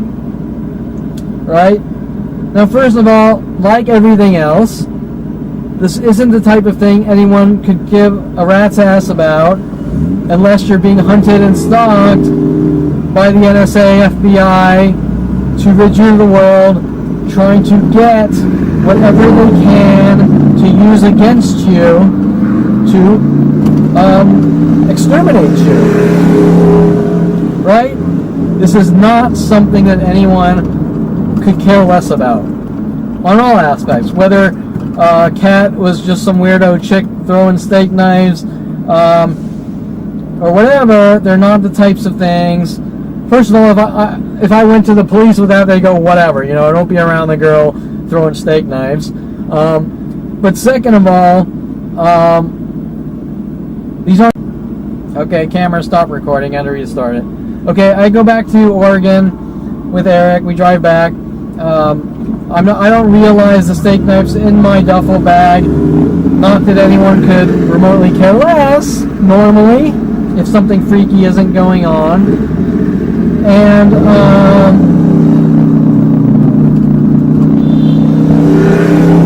a short period later, my father wants to go on a trip somewhere with him, maybe skiing or something.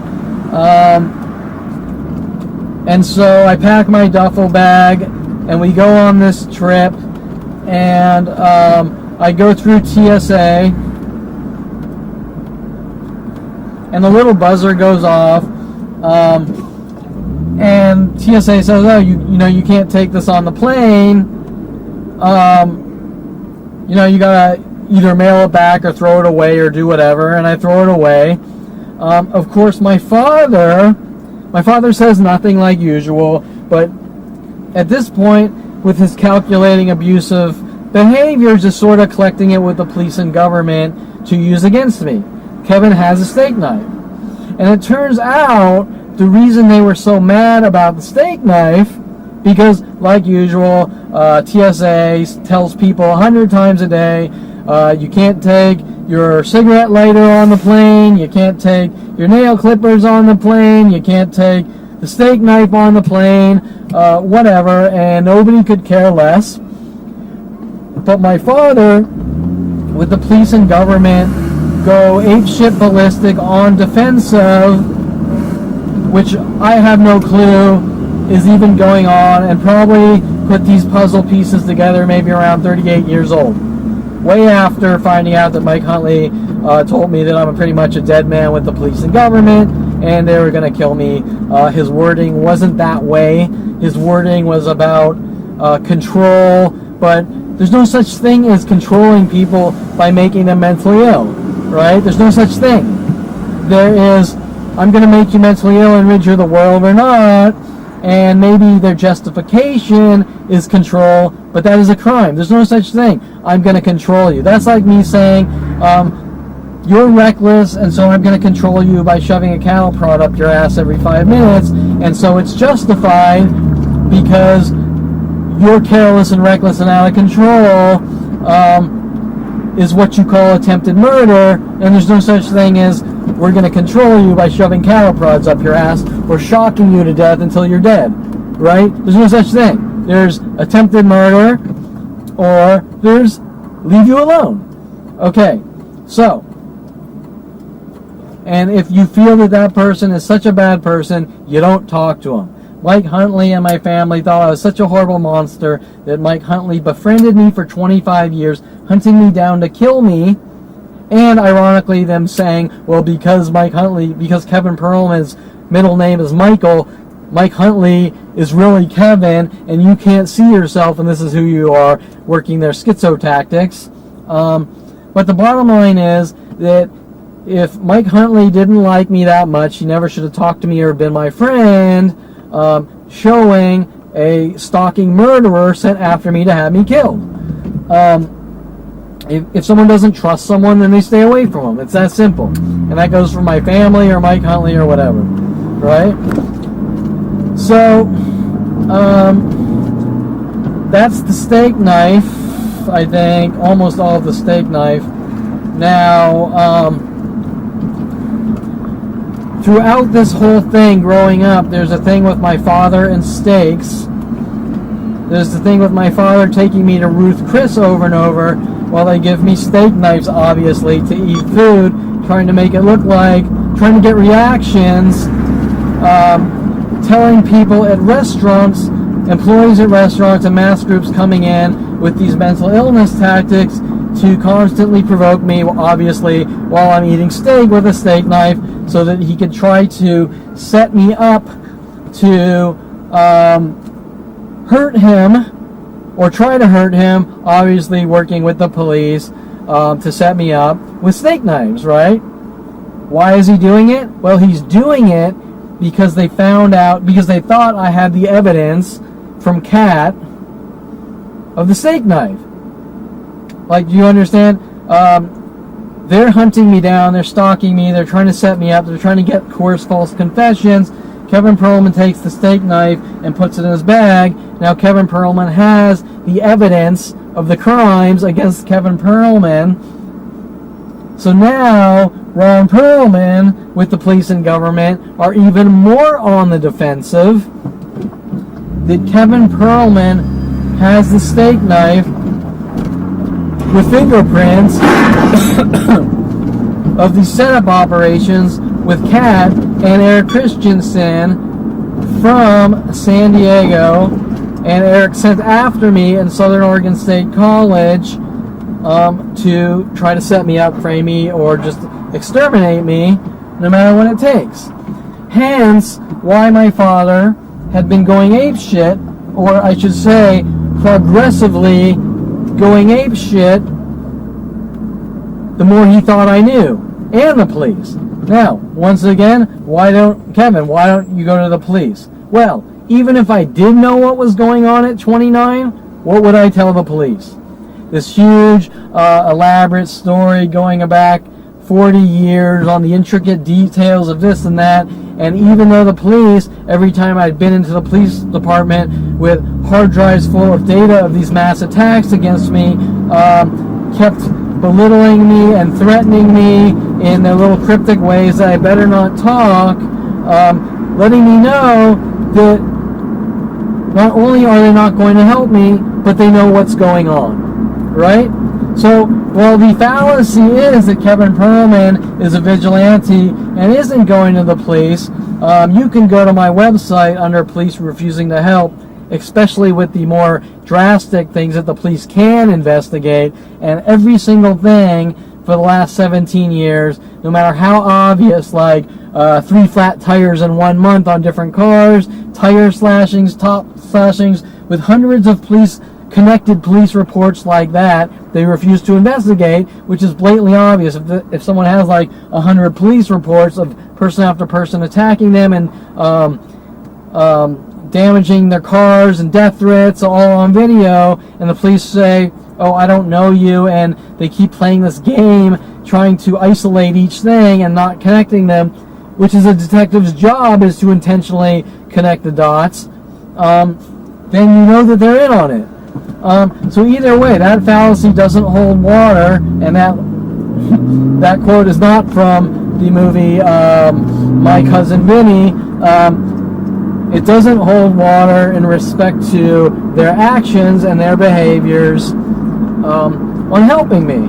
They are involved in the crimes and they refuse to stop the crimes, and the more I find out, the more they come after me, because if the shit hits the fan, it incriminates a lot of people in LAPD and other police departments, connecting all sorts of things like police investigations across multiple jurisdictions, government operations, information being disseminated illegally in such ways to hunt someone down, and the most important, the damages to my life and the ramifications of what they've done to my life, which they need to cover up and make it look like I'm a violent paranoid schizo.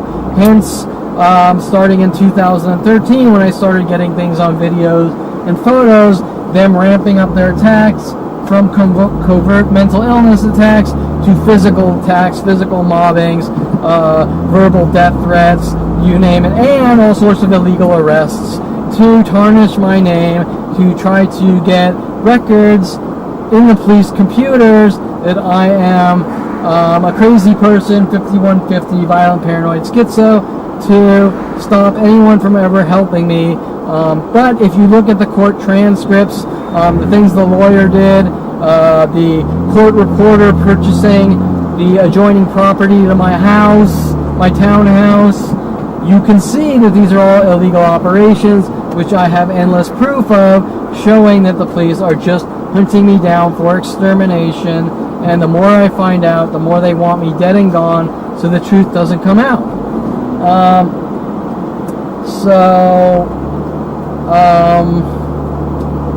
I spoke a lot in the last hour and a half.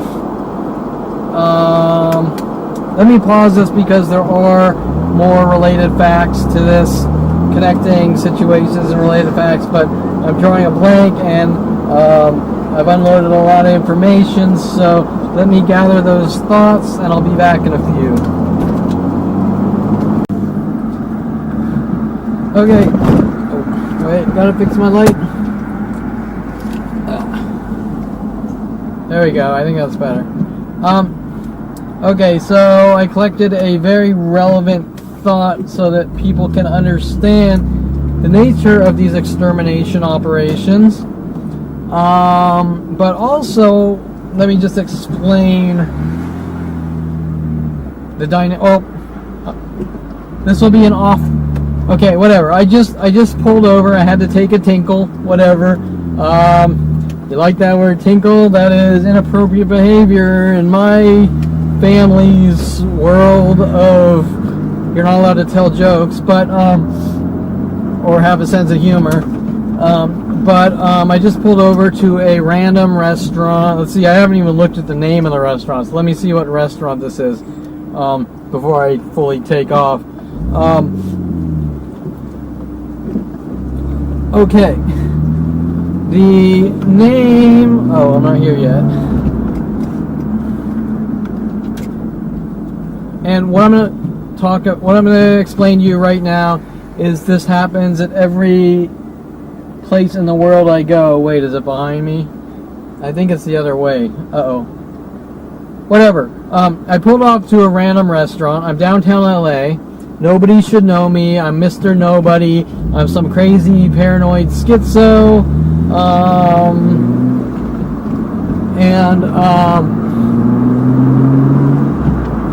I'm a crazy paranoid schizo who's imagining things. And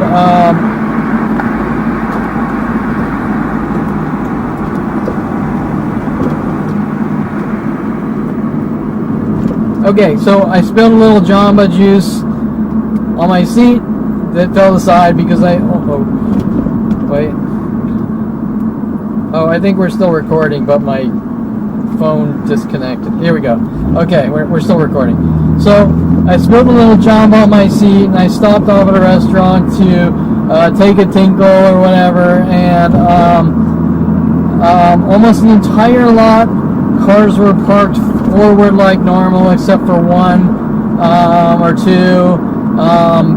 And this is all obviously being recorded on my front DVR. I'm in the restaurant for a total of 10 minutes. Everything is fairly normal, but the car's parked backwards. You could say maybe they're just people randomly park cars backwards, but as I explained before, after I parked my car backward once at Encino Starbucks, and the police found out that I have video footage of these mass attacks to have me killed, which they damn well know is going on. Like I said, they ramped up their attacks, and so saying with death threats from a police officer that called himself Officer Toro, if you ever take a picture of a person, I will exercise the law in my own way. Well, it's not illegal to take a picture of a person, like I explained before. Also, that was Mike Wexler, who in Colorado was sent after me with Lynn Junkin, working with my brother, family, police, government, on those setup operations. Also wanted to go to a road trip to San Diego, telling me we're going to go on a road trip, but you're not allowed to take pictures of people, even though I really didn't care much about taking pictures of people. Hint, trying to threaten me about something that he doesn't want me talking about with my family and brother. And they really got mad at me just to put things in perspective, for getting into studio photography, doing green screen photography in studio and taking pictures of people, showing you that while they're claiming, they're making up lame excuses like you're harassing people with your camera and this and that, showing you that while sending Aubrey Fisher after me to destroy a possible career in photography, studio photography, that their lies are inconsistent, and that they're coming after me no matter what I do, whether I get into photography or not. And me having proof of their crimes pisses them off a million times more, because obviously if you launch worldwide murder operations to kill someone, you don't want them having the proof of it, right? Okay, so I'm down in LA. I had to take a piss. I pulled over and get something to clean up some JAMA crap off my seat, and in there for a total of 10 minutes, take a piss. I parked next to a car that is parked backwards, which people can try to debate whether it's directed at me or not, but I guarantee you that 85% of the cars parked backwards, at least in the United States, but most likely world, are all directed at me, Kevin Perlman, to try to collapse my brain with covert psychological warfare and mental illness tactics like the majority of the world already knows, but they don't want to admit because they actually believe the secret lies, smears, propaganda, to fearmonger the world against me and have me killed. One of the tactics which I was explaining earlier was Santa Monica, solid black pants, solid yellow shirt, which then changed to blue jeans and yellow shirts based on a photo shoot I did with a girl, and blue and yellow blocks flying off the wall.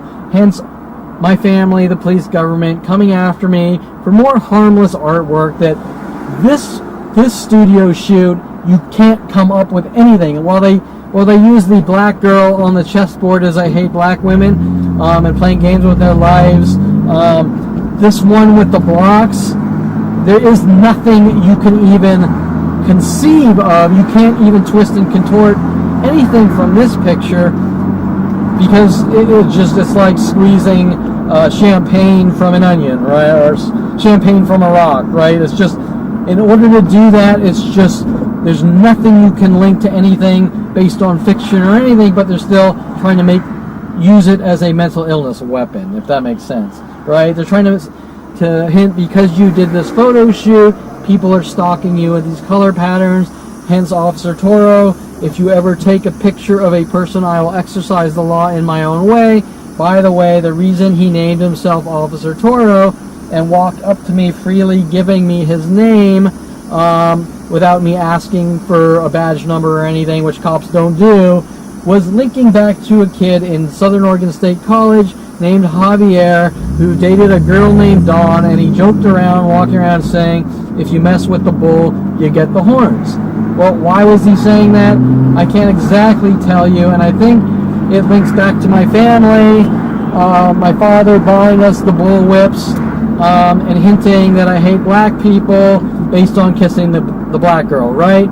So now you understand the dynamics of their mental illness campaign, or skull fucking to have me killed based on what I know. The restaurant is called Ripple French Dipped Sandwiches, right? Philippe French Dipped Sandwiches. Okay, and there's one of the guys waiting for me in his car. So I walk in for 10 minutes. One car's parked backwards that I park by. I go into the bathroom. A guy also parks his car on the street, walks into the bathroom a couple minutes after me, and he's wearing blue jeans and a yellow shirt. Now that may be coincidence, but the two cars that parked backwards next to mine, next to the third one parked backwards, was not a coincidence. And the reason they parked backwards is they saw my car, and so they said, Kevin's here, and we're going to park backwards with this guy parked backwards to skull fuck him, make him mentally ill for his crimes of finding out that there's a worldwide campaign to kill him. Yeah, I've had several conversations, even with some Persian a couple hours ago, saying that, well, if the government's hunting you down, then you must have done something. Well, nobody generally thinks like that. I mean, that is like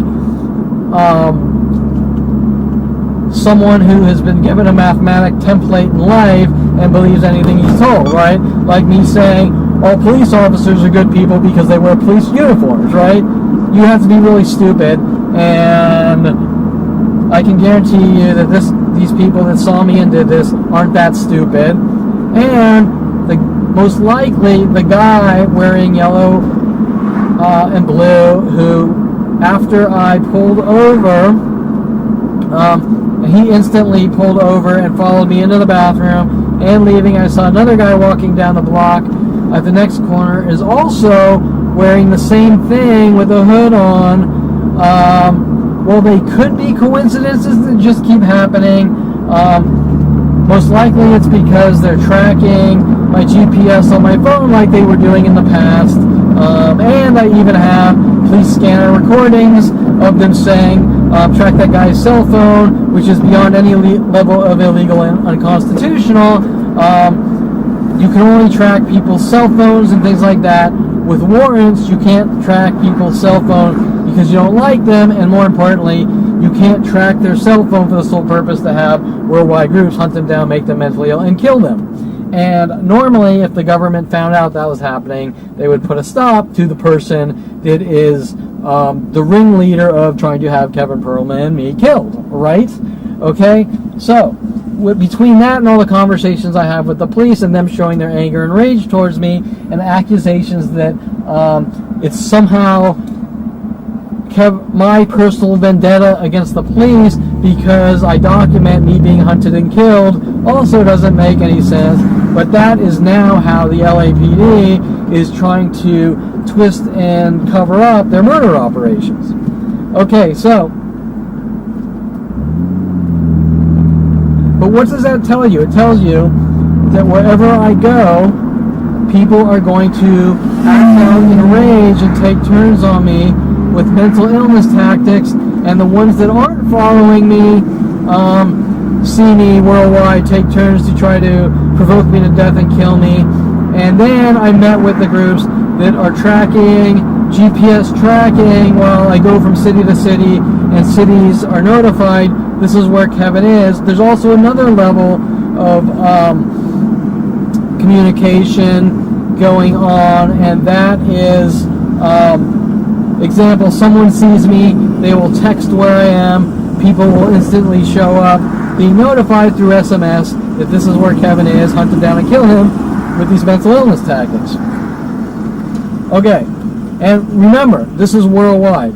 So if I go to Mexico, it will happen. If I go to Sweden, it will happen. If I go to Washington, D.C., Las Vegas, whatever, it will instantly happen every single time, showing that there's a mass cover-up in having me killed and the things that I know.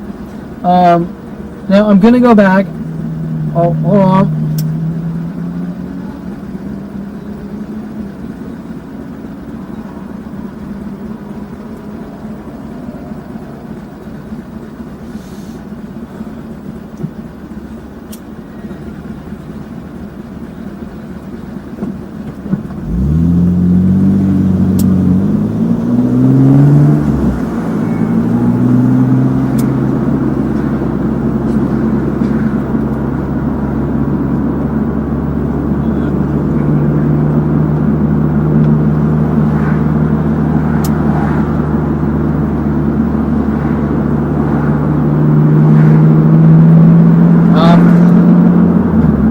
Okay, so obviously you can derive that wherever I go, mass groups wherever I am are notified to hunt me down, stalk me, and kill me with these mental illness murder operations.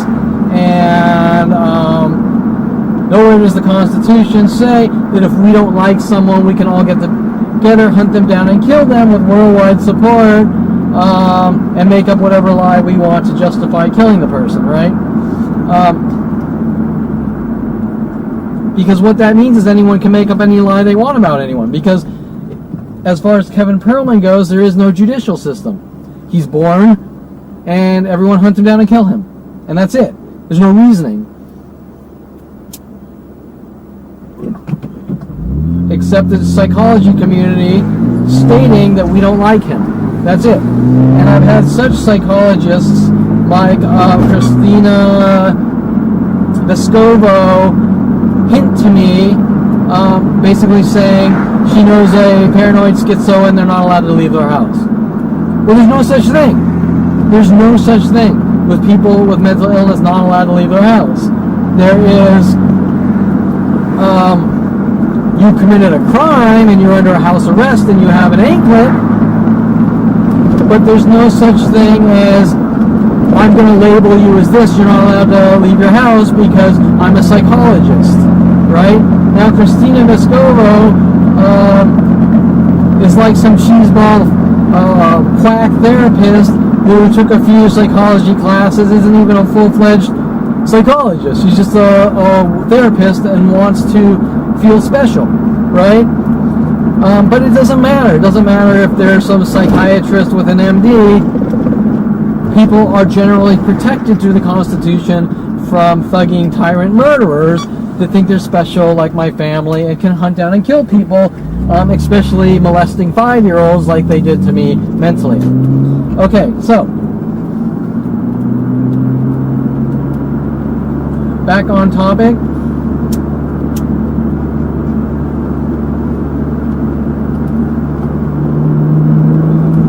A couple nights ago, I stopped off at Jerry's Deli to get some food. It was probably about 12 a.m. in Encino.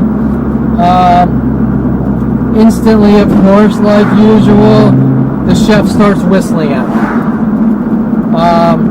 Come 29 years old, when I found out something was very wrong, and Mike Huntley was starting to figure out that I was smart enough to realize something beyond any level of fucked up was being done to my life, the first thing that came out of his mouth was, "You're okay," like we're checking you out to see if you're sane and stable, which is illegal by destroying my life like that.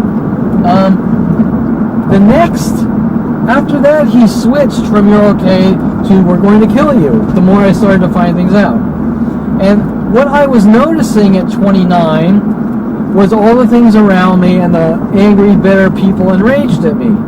And the first thing, I was noticing strippers say, "You'll get yours."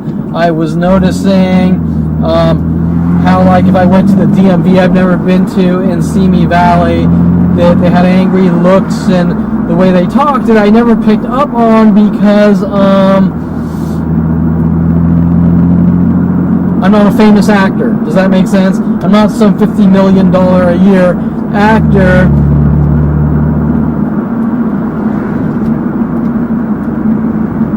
It's in the movies, so I didn't expect to be known worldwide. Hence, their reasoning. The whole concept of gang stalking is to do things that aren't normal to make you look crazy. And then if you tell someone you look crazy, hence why people like Fernanda Simi with my father in his entire office spent 14 years, and Fernanda wanting me to keep saying going to the police, but there was nothing direct, right? Like no one pulled out a hatchet trying to hatchet me in the skull. The reason Fernanda Simi, who was heavily involved in trying to steal my property or flip me out with all these property tactics and having people in the Latin community move next door to me, stalking me, and my homeowners association having people punch holes in the wall and not fixing them, which don't go across to the neighbor's wall, but they were trying to make it look like I was punching holes in my wall to spy on people and things like this.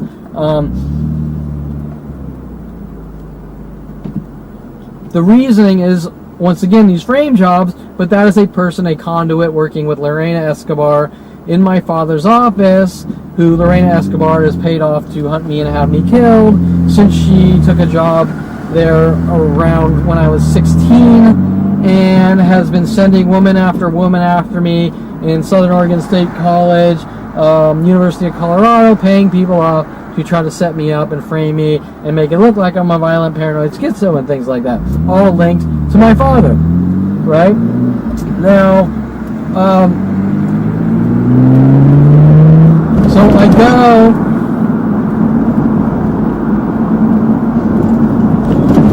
I go into Jerry's. Oh, and at 29, one of the tactics, remember, these tactics are in the thousands. But at 29, after Mike Huntley went from "you're okay" to, hold on, I'm trying to recall all the things which I put on my website, which he said, "You're an out-of-control monster. You're out of control for California," which he was trying to turn around all the people they sent after me on IRC, trying to cover that up.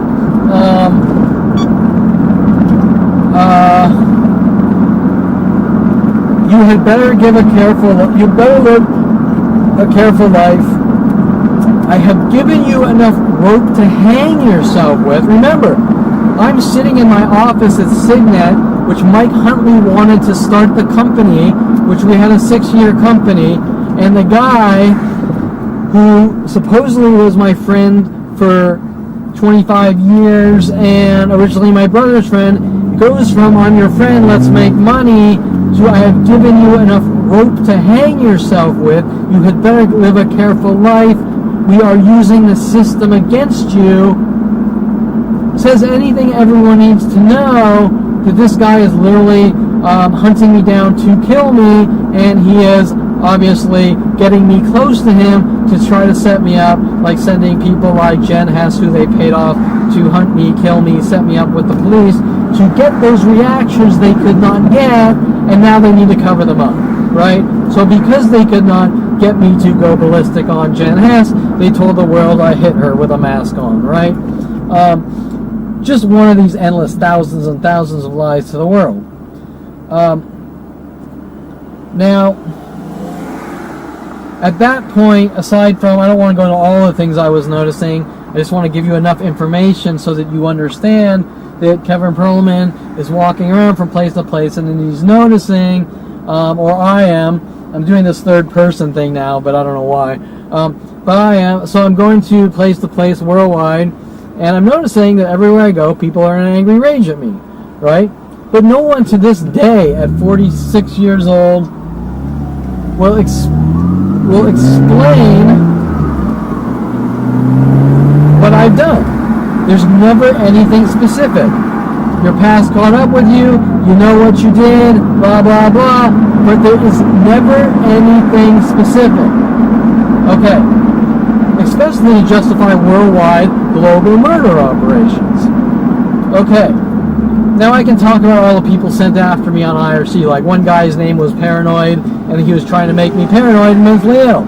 But they're not mad about the guy named Paranoid who's trying to make me mentally ill. They're mad at Kevin Perlman for putting the puzzle pieces together, that my family's sending people after me, like Paranoid to make me mentally ill, and Mike Huntley to hunt me down and kill me, and Aubrey Fisher to try to fish for everything known to man to have me killed. And of course then they start spewing out their lies that, well, one of Kevin Perlman's nicknames is Vertigo 262, so therefore he's committed a crime because his nickname is this, just like my Mike Tyson picture is a crime, and drawing a tree at 10 years old for my mother, which she didn't like, is also a crime, and I wronged them all and ruined all their lives, right?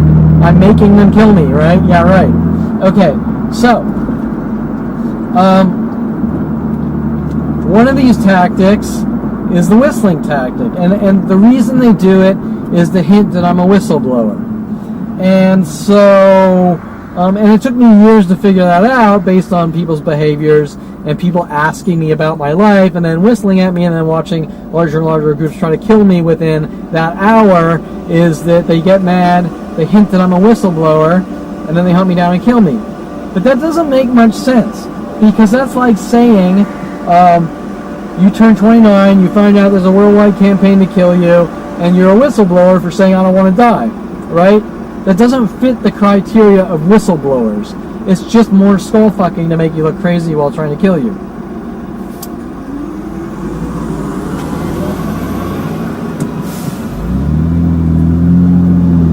So for about 5 years, everywhere I went, and it's now started up again in the last 6 months, everywhere I went,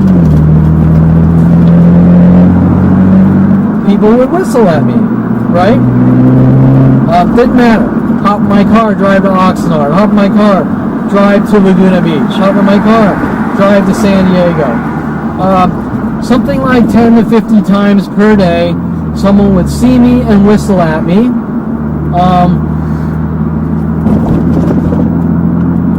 And it wasn't some random guy whistling.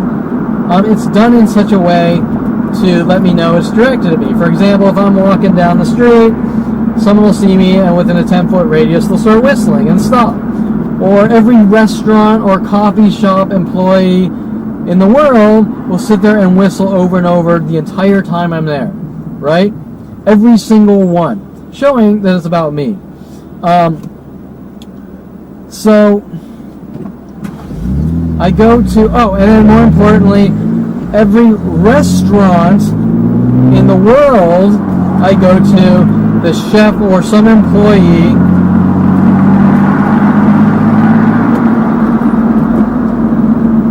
will sit there whistling at me, and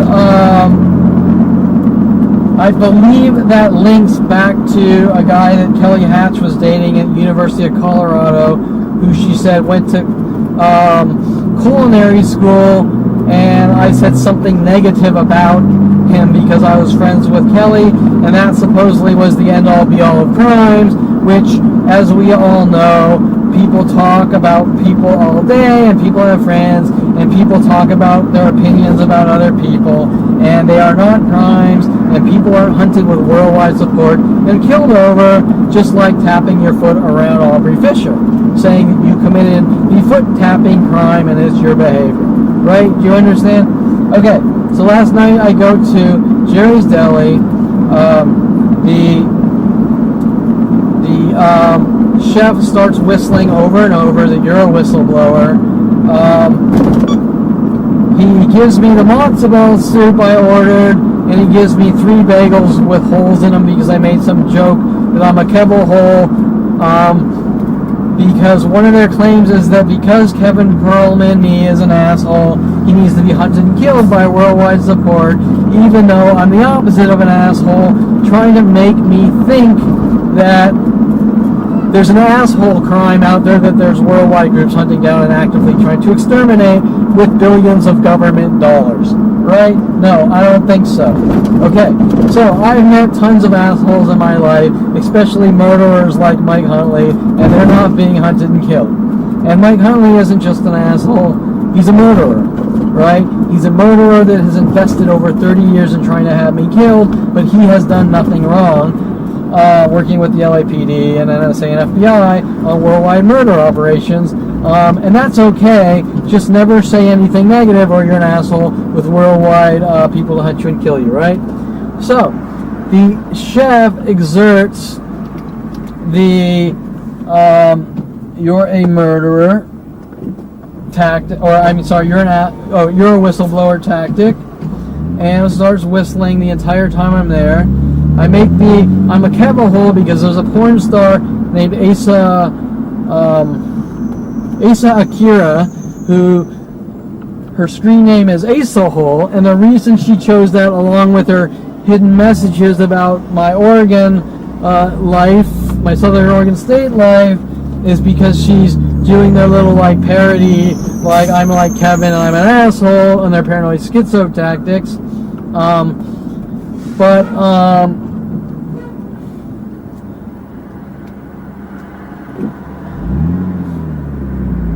So I say it, everyone on the internet goes ballistic because they don't like me standing up for myself, because this is about immobilizing someone and torturing to death and killing them, just like tying someone down to a chair and slicing up with a knife until they're dead and gone. And your garden variety murderer does not like you defending yourself in any way, shape, or form, just like my father said, you are not allowed to defend yourself.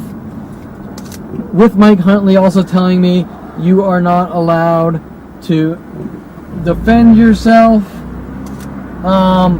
showing that my father wants to kill me and immobilize me with the rest of my family for what I know and the police and government.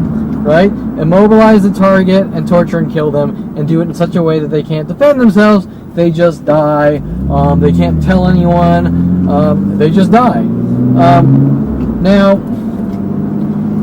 Or they get them to do something so bad that they arrest them and lock them away and put them in mental institutions, just like my brother's threats to my life, that he and his friends are going to put me in a mental institution after stopping him from bashing Gregoire's head in with a crowbar, as if saving my friend's life, which probably really wasn't that bad, was the end-all be-all of crimes, right? Okay? So anyways, he whistles, I make the Kevin Hole joke, he puts the 3 bagel chips on the soup, and on the corned beef sandwich they put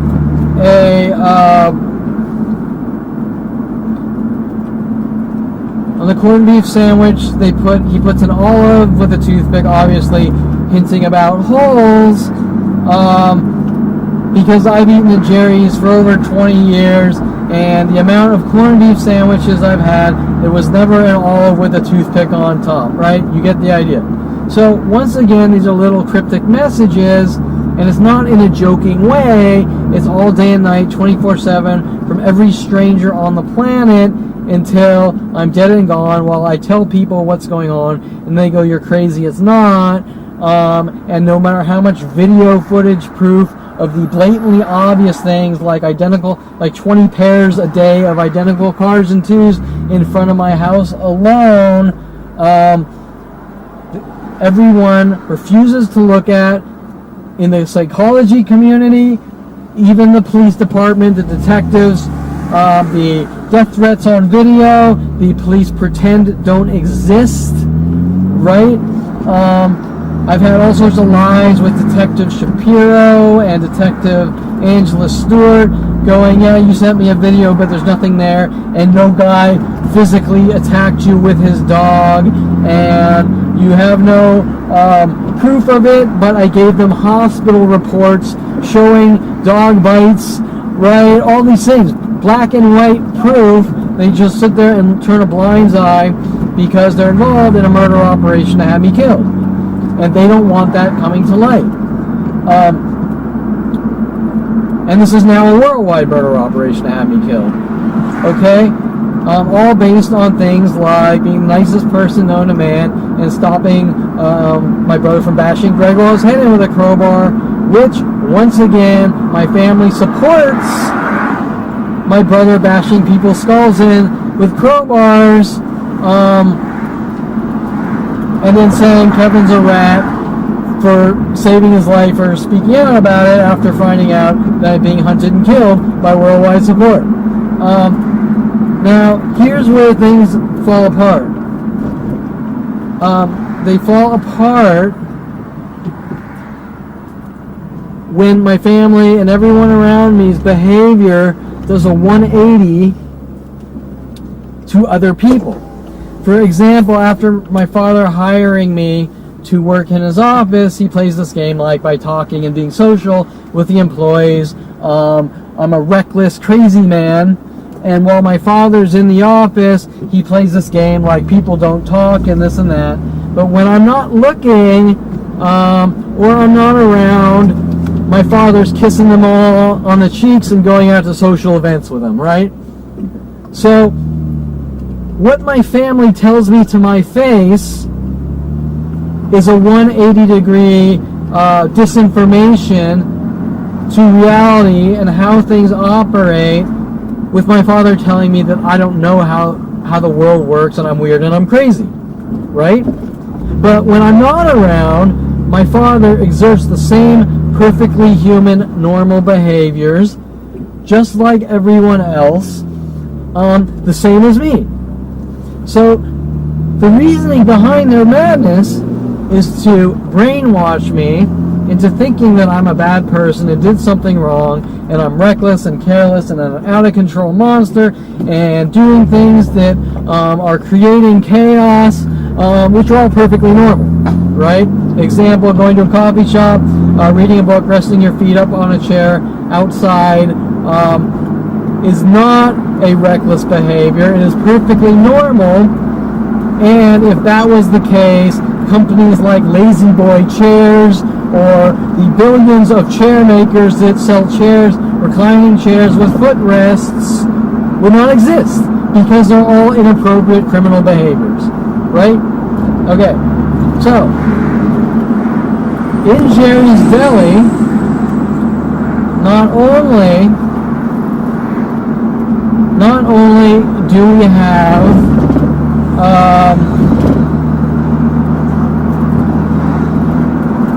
the corned beef sandwich with the little olive hole and the 3 bagel chips on the soup, but also the waitress gives me a steak knife, linking back to my brother at childhood, right?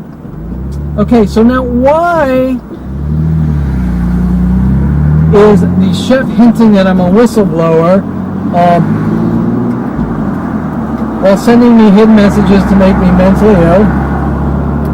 And the waitress putting a steak knife on the table, either to try to get me to go ballistic and stab someone with a steak knife,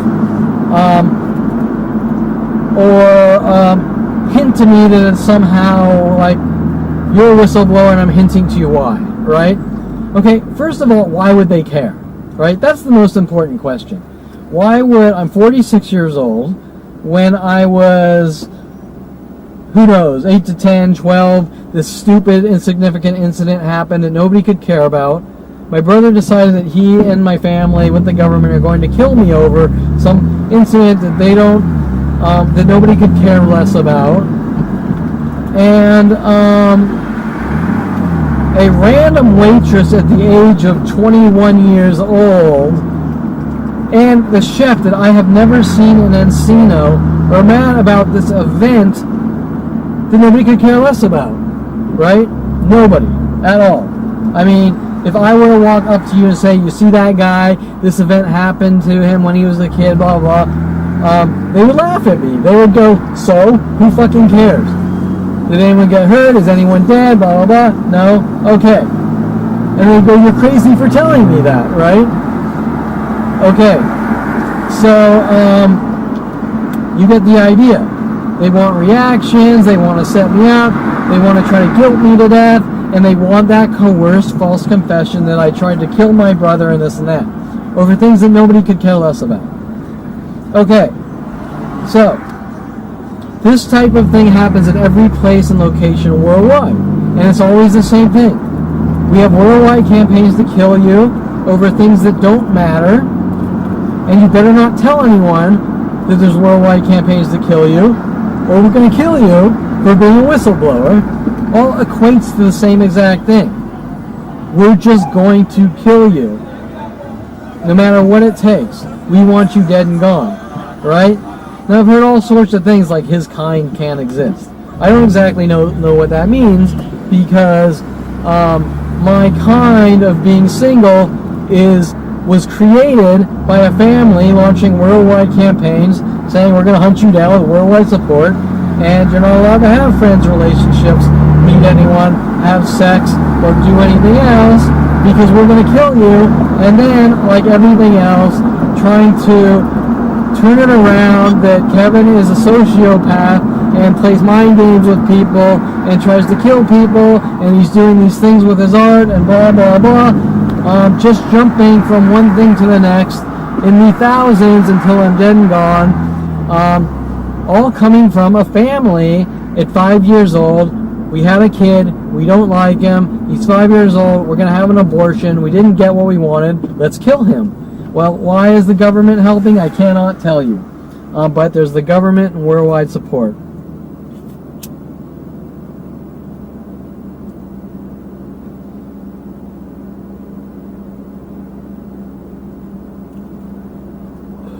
So let me pause this for a few seconds because there's still other related events. I mean, everything's connected and related, but there's some more obvious events that I want to talk about, and I need to let it all come back in my brain so I can let you understand the dynamics. Okay, so I just thought of some of the related events. One of my father's tactics was to take me. My father would always want to go out to restaurants with me and pretend that he wanted to see his son and associate with his son, which is perfectly normal. But when he took me to these restaurants, him and Lorena Escobar would notify the people at all restaurants to try to provoke me into reactions to make it look like I would make a scene at restaurants with these cryptic terror tactics. Some of these terror tactics ranged from every single employee at every restaurant in the world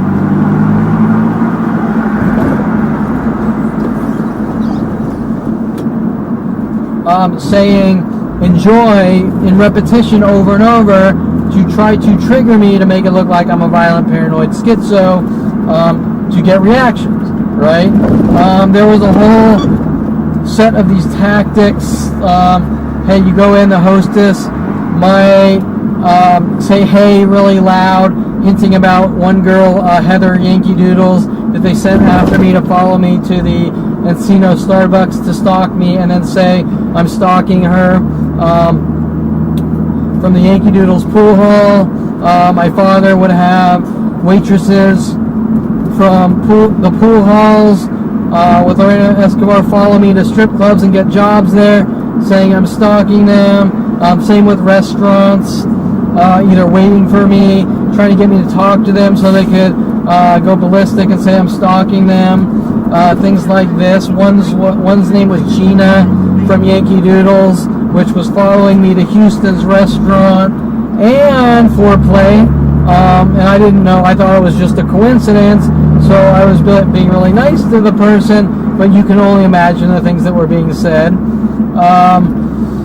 Other things at steakhouses, I want to stick with the steak knives. My father would take me to steakhouses. He liked to go to Ruth Chris a lot in Woodland Hills. And what they would do is they would ask me how I want the steak, right? And I would say medium rare, just a little pink in the middle. And each and every time they would consistently do it wrong. And every single time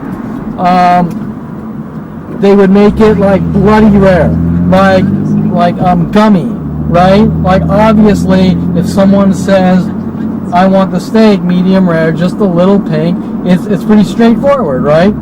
And you would say I want it medium rare,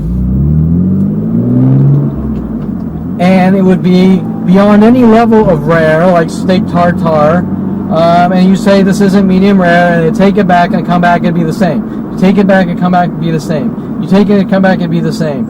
And then maybe they switch up and they make it like overcooked, right? And you say, look, I want it medium rare. And then they go into things how you're a perfectionist and you want it perfect, and you're crazy and impossible. And then you go to the manager, and maybe after like 8 times, they do it. And this happens at every single steak place in the world. Now, what is the reasoning? What is their reasoning? They're plopping down a steak knife in front of you.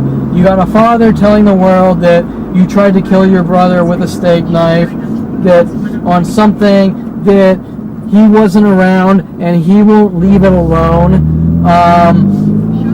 All the things said about me are all one-sided. Remember that with their worldwide propaganda systems.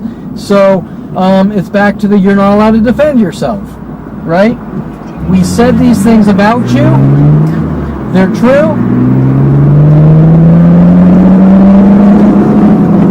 We said these things about you.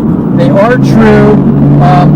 They're going worldwide illegally, which is called libel, slander, defamation, civil damages to my life, except in this case, this is actually attempted murder, so it's not civil. It's both. It's the civil crime of defamation, but it's the premeditated intent to have someone killed in such a way that looks invisible, right? Just like putting poison in someone's food. They're setup operations, and they are endless. They never stop, right? Now why? Why is my father taking me to restaurants and steakhouses, trying to get me to explode in anger while telling the world I have suffered from anger and rage and am a danger to myself or others, and no matter how many times I pass the test, they just keep doing it until they can break me and get those reactions, right? Well, that is not exposing someone. That is not proof of anything. These are endless setup operations until someone gets what they want, and that's my father ridding me of the world with the government and worldwide support for obviously me knowing what's going on, because like I said before, it's not a crime for someone to say you're angry, enraged, and violent. And if every time you meet someone you're the nicest person known to man, the act of manipulation is what you call a setup. Okay? A setup to rid someone of the world. Okay, now, this obviously happens whether my father's around or not. But because he has people like Lorena Escobar paid off to notify worldwide groups with the government support, Officer Sean Dinsey's support, to have me killed. So the police are being paid off, and this also is with my stepfather Arnold Silver with his insane amounts of money. But yet, where everything falls apart is where not one person is saying, these people are contacting me, told to set this guy up and rid him of the world or kill him, and I don't think I'm involved in a crime. Doesn't really make much sense. But remember, the psychology community is behind all these operations with the government. And hold on a sec, I gotta pause it because I had a really good, some really good thoughts to apply to this, and I forgot them, but they'll come back in a second.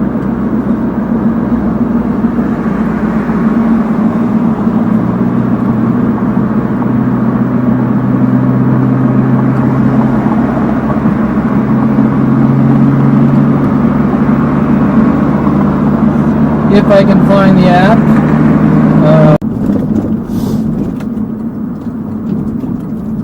Okay, another event that seems to be related to steaks, which this almost sounds comical. It's like the psycho family, the psycho anti-steak family, right? Okay, another, and sorry about the GPS in the background. Another event at 16 years old. Okay, my mother divorced my father. My mother divorced my father around when I was 13. They had a house in Hidden Hills. My mother stayed in Hidden Hills, and my father moved to Woodland Hills on a house on DeSoto and Avenue San Luis, right off Ventura Boulevard, if anyone knows the location. Right next to Peralta Street, where ironically I had a pal. I had a Pal Peralta skateboard, which I would skate from Hidden Hills to his house on DeSoto and go visit him and things like this. I'm sure he would say that's reckless and I'm a criminal and need to die. Anyways, so on this house in DeSoto, was like the party house, right? This was like a great house. We had a pool table where I learned how to play pool. He had the bar area, which we would all kind of, at 16, drink and party and whatever. He had his satellite dish where it got everything, and everyone would actually end up like watching porno and whatever. Even sometimes where Greg Waugh would fuck around and turn on the outdoor speakers, being Greg Waugh being a kid and probably pissing off some people or whatever. Things that nobody cares much about, right? Maybe some neighbors at the time might have got pissed off or whatever. But around that time, my dad would buy all these New York steaks, like boxes of New York steaks, and I would end up cooking a lot of New York steaks and eating them, whatever. I mean, everyone loves their meat unless you're vegan and whatever, and it's not the type of thing anyone could care about. Now, if my father's trying to say, oh, my son has OCD and he ate too many steaks, that's pretty insane. And by the way, remember, if you have OCD, it means that you can't stop, right? It means that if I was some crazy steak OCDer, which I've never heard of, but there are stranger things with OCD, then I wouldn't have the ability to stop eating steaks, right? I would have to eat like a steak a day, and I'd go crazy and kill someone if I didn't or something, whatever.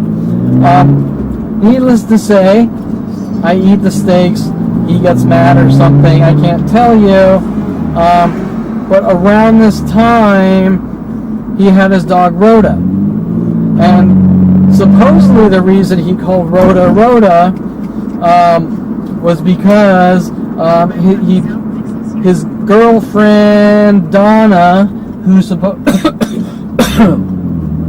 supposedly breeded sorry.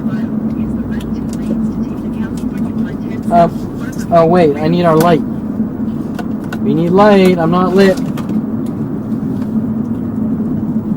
We need light without getting in an accident.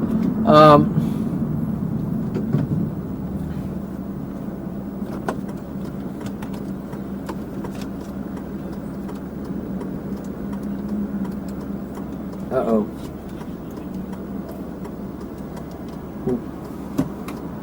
Okay, we got light. We need light. Oh, that's on off. Light color temp. Okay, we got light. Okay, so he dates a lady, Donna, who I think lived in Malibu, or at least through Topanga Canyon. She supposedly breeds Rhodesian Ridgebacks. She gives him a Rhodesian Ridgeback. He names the dog Rhoda, but he has a joint purpose like everything else. Rhodesian Ridgeback, he names Rhoda, but he's actually hinting about Kevin Perlman and Rhodes, and hinting that Kevin Perlman's a dog.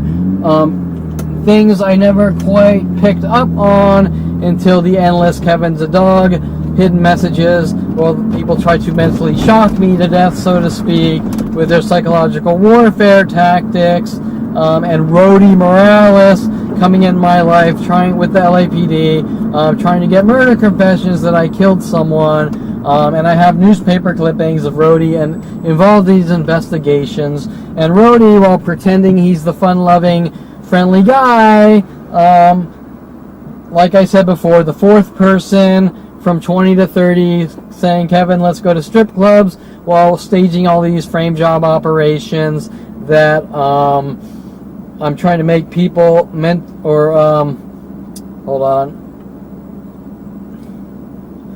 these frame job operations that I'm stalking strippers and following them to strip clubs on things for later conversations, applying to the Victoria Walker operations, asking me to go to websites where the strippers had prostitution ads, while she pretended or worked at partypop.com with the sole intention, like everyone else, playing both sides of the fence,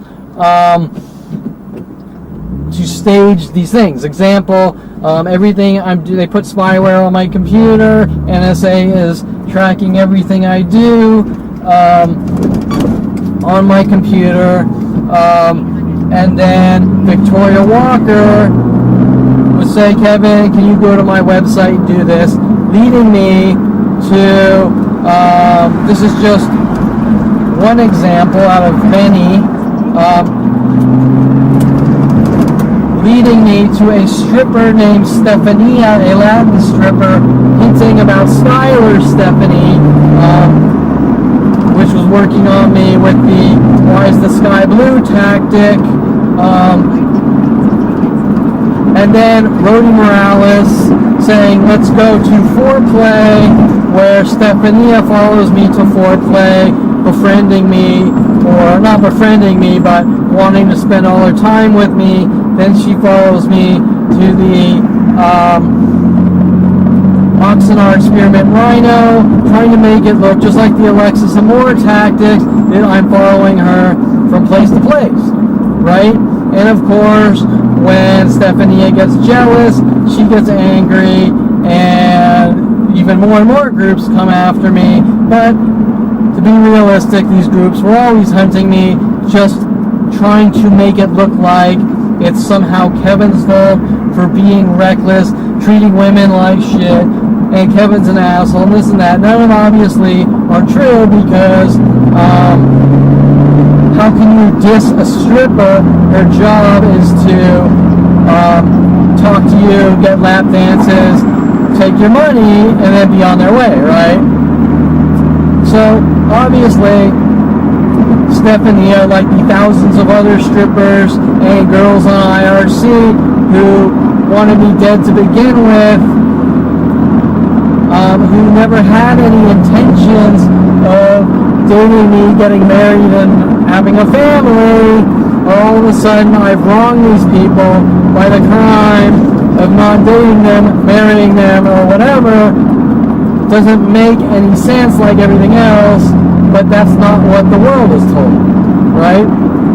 Okay, the world is told that Kevin Perlman is following these people off websites with his NSA resources and hunting them down, trying to kill them. While Rhodey Morales is trying to get murder confessions that I've killed people, right? Where does it even come from? Well, it comes from, like I originally stated, punishment for a family that wants to dictate their son's life. Therefore, they hand you the cookie. They hand you the cookie, and they say, take a bite of the cookie, and you do, and then they said, well, we're going to hunt you down and kill you because you ate the cookie, and eating the cookie is a reckless crime. But eating the cookie is not a reckless crime, especially when someone hands you the cookie. But that's not what the world's told. Then they'll try to say it's shady because I went to strip clubs, and going to strip clubs are shady. Well, okay, it is a little shady, but it's no shady than a swinger who sleeps around, couples sleep around, and you don't see this happening to any swingers worldwide. Okay, so how did I get on this tangent? I got on this tangent because after my father naming the dog Rhoda to try to send me hidden reference messages and turn me into a schizophrenic to rid me of the world out of his hate and rage for me because I'm not a perfect square like them, who thinks that farting is the end-all be-all of crimes, is working his murder magic with Rhoda. And while eating his steaks, his New York steaks, I can't remember where he would order them from, but my guess is there's probably some kind of hidden messages in that he didn't like, and he's probably pitching some pitch how I'm crazy, and that relates to my brother and the steak knife, right? Needless to say, this is where things get a little strange.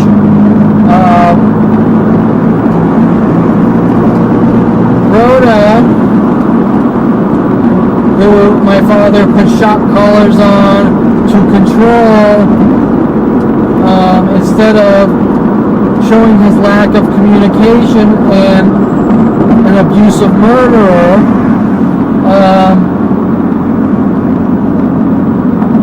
which I wasn't picking up on, because even though I knew that it was wrong and probably said some things to him, I knew that he was exerting some strange abusive behaviors, but I didn't think it was the end-all, be-all of demented parents, if that makes sense. Like I explained in some of my videos about Mr. Quigley telling me to punch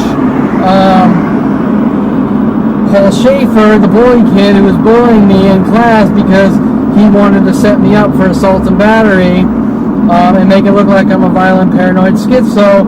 Even with that neighbor 2 days ago trying to make me think I'm like him, saying he's Irish and whenever someone's mad he just punches them, or whenever he's mad he just punches them, trying to make it think that I'm like him and I can't see myself, and saying he's seen my website but refusing to acknowledge that someone being hunted and killed by his entire community is wrong, no matter what the reason. And later that night, someone parking their car, leaving their lights on like the rest of them, pointed where we were talking, sending me more hidden messages, a different neighbor. You get the idea, right? So, while Mr. Quigley told me to punch Paul Schaefer, Mr. Quigley was actually the cool teacher who was like this fun-loving, cool guy. And so when Mr. Quigley showed a moment of imperfection, even though it's pretty damn fucked up, teachers generally don't tell students to punch other students, it's not because I'm a careless individual, it's because if you meet someone that appears to be a really good person and they fuck up, it doesn't mean they're hunting you down and after you. It means that they fucked up, right? And if someone fucks up, you give them a little leeway. But if they show a pattern of behavior of constantly fucking up, then they're not a cool person. They're, in that case, if Mr. Quigley, his dynamics were the same as my father, of constant setup attempts, then I would say something's wrong with this guy, opposed to a moment of breaking from being a good person and screwing up, showing that I'm actually within the gray and how most people operate on this planet, and my father showing that he's like Adolf Hitler with their Kevin's kind can't exist, right? If Kevin's gay, he's going to hunt down and kill Kevin. If Kevin's different, he's going to hunt down and kill Kevin. Like Rob Rosencrantz's father, who kicked Rob Rosencrantz out of the house for being gay, which ended up poorly because Rob Rosencrantz ended up shooting Steve Redmond 14 times with the newsie, who told his father he was gay, sort of trying to make it look like I'm Steve Redmond or whatever, right? Okay, so anyways, back to the topic, which is that during this time frame, Rhoda, the poor abused dog, with a shock collar and a little remote to shock him, which I never got near, and you could bet your money that my father was hoping with my brother that after he put the shock collar on Rhoda, that he was hoping that he could probably get me to shock Rhoda to death. And who knows if the world was told that after my father put the shock collar on Rhoda, my father probably was telling the world that I was shocking Rhoda to death, or my father might even have put the shock collar on Rhoda to tell the world it was me who put the shock collar on Rhoda. Now, my father did buy the shock collar at a pet store, probably because I've been on the net, on the internet, and some of these pet stores do sell this demented crap, which I do not justify. And while these shocks aren't fatal shocks, it is still abusive, just like my family doing these abusive things to me over and over, instead of having some kind of communication skills and showing love, affection, and speaking directly like people. Now, remember that these first 2013 arrests came right after me contacting a therapist, Karina Eshigen or whatever, and I was telling her about my abusive father. And the shock collar is when Officer Jensen, by the way, Jen Hess, Jensen, Kat and Jen, with Eric Christianson, sent after me, hinting about Jen, Jen Yang, and Greg Law, arrested me for sitting on the sidewalk and trying to make claims that I had battered people by throwing business cards at them, which first are not true, but second, even if I did throw a business card at a person, you cannot batter someone with a piece of paper flying through the air and touching them, even though nothing like this ever happened, showing that the police are involved. And Officer Jensen, who arrested me, when asking for his badge number, and him trying to tell me that I'm a pedophile, because if my camera takes a picture of someone underage, that's pedophilia, even though that underage person is fully clothed, right? Okay? So now you can understand that the LAPD, with my family, are hunting me down no matter what.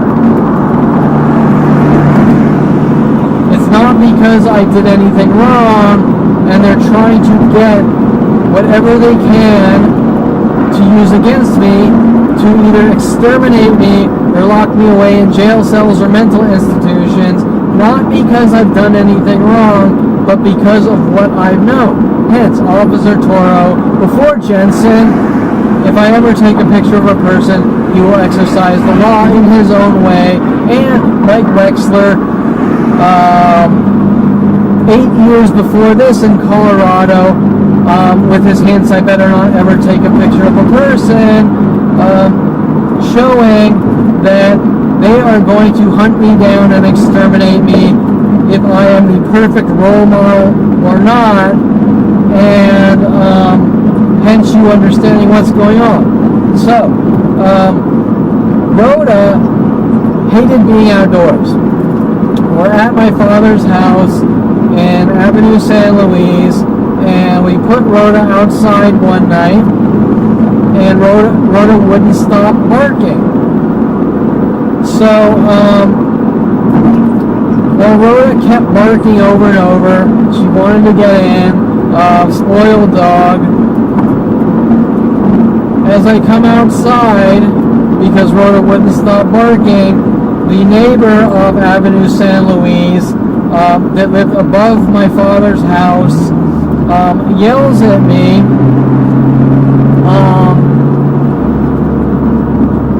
that if I don't shut up our dog, he's going to put poison in the dog's food. Now that was that. Rhoda after that was generally put back in the house because you couldn't put Rhoda outside because she just kept barking forever, and that was that. Of course, a couple of years later,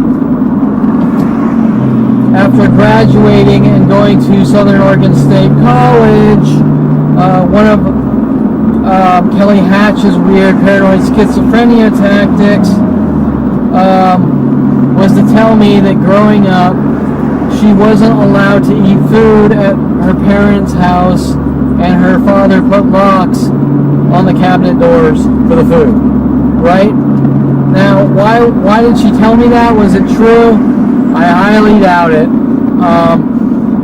I believe the reason Kelly Hatch was saying these things was to spark the thoughts about Rhoda and the guy saying he's going to put poison in the food, which seems to apply to my family poisoning the well.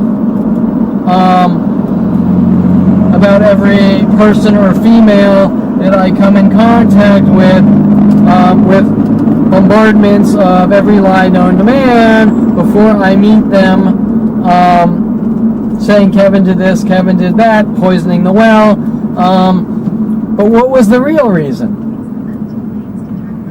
The real reason is to spark paranoia, try to create schizophrenia. For example, she's hinting about, just as I spoke about the Brian Longbottom spy game tactics and having me work on spy game while sending me hidden reference messages, while having me work on the pilot spy game at Universal Studios. It's the same thing, right? There's a girl who has been given all this personal NSA data mined information about my life. She's hinting about aspects of my life which back then I wasn't picking up on, showing me movies about the bad seed, where the daughter, I think's name is Rhoda, who is killing all the people, and she's like 8 years old.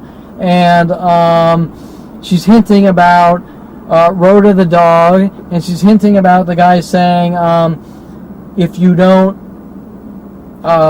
bring your dog in, I'm going to put poison in the food, blah, blah, blah. Well, let me tell you, if I went to the police back then and said that guy yelled at me, the police are going to say, well, you know, bring your dog in the house, because if a guy's yelling at you from a dog doesn't shut up, bring your dog in the house, which is pretty much what happened anyways. Rhoda was outside of the house one night only, and hence back to the Kevin better be perfect or we're going to hunt him down and kill him with billions of government dollars doesn't really add up to a stupid barking dog, if you get my drift. So, why is Kelly Hatch sent after me to sit there sending me hidden reference messages about, while driving her Jeep Cherokee, about migrating people and getting rid of them, while trying to get murder confessions with the police, government, NSA, FBI, LAPD, on things she shouldn't have any knowledge of, right? Well, the reason, like I stated before, is for me to pick up on the hidden messages, tell people what's going on, and them saying you're crazy and you're reading into things and you're a violent, paranoid schizo. Which didn't work. And there were all sorts of events with Kelly Hatch and going to movies and being cool. Okay, so I filled my SD card up, so I had to stop and switch SD cards. And get me a Snicker. Oh, am I recording? Doesn't look like I'm recording.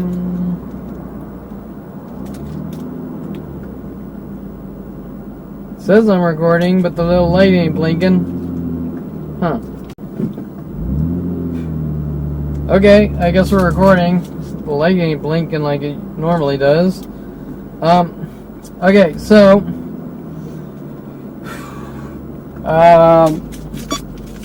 got me a Snickers, and everyone loves my social network Snickers jokes, which I'm sure is inappropriate behavior according to my family and government.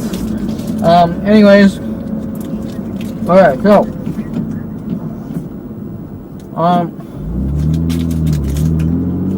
obviously I'm gonna eat and talk though.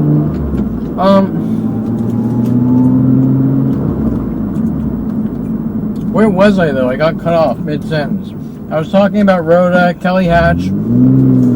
Oh, the spy game tactics of Kelly Hatch. The reasoning Kelly Hatch, the police and government are sending me their hidden reference messages or spy game messages about my childhood is obviously so they can flip me into a state of paranoia and make me look crazy. So what are you gonna do? Oh, hey, I think this girl's stalking me, right? Go to the police. Hey, I think Kelly Hatch is stalking me. Well, what did she do? Oh, well, she's sending me reference messages and blah, blah, blah, and then cops are going to go, well, don't talk to Kelly Hatch, right? Okay, well, so what's the reasoning behind that is to make it look like I'm obsessed and stick around people that are abusive,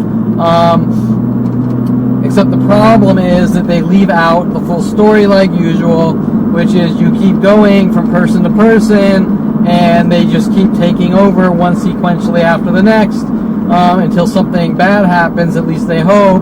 And so that's their motive, is to keep working on you your entire life from person to person to try to trigger you into reactions and go, hey, he just went ballistic on someone and beat the shit out of them. Of course, that hasn't happened yet, and hence why Officer Sean Dinsey was so desperate to forge and fabricate false discovery on their false arrests, was because they just, that's their agenda, to lock me away, throw me in jail, get those convictions, no matter how untrue they are. And while that's not for this conversation, I can assure you that I finally said enough's enough and said I'm going to, after the 2017 arrests, I'm pleading not guilty, and I have all the proof and evidence of these mass stalkings and death threats on video. My lawyer, like every other lawyer that was contacted by Detective Angela Stewart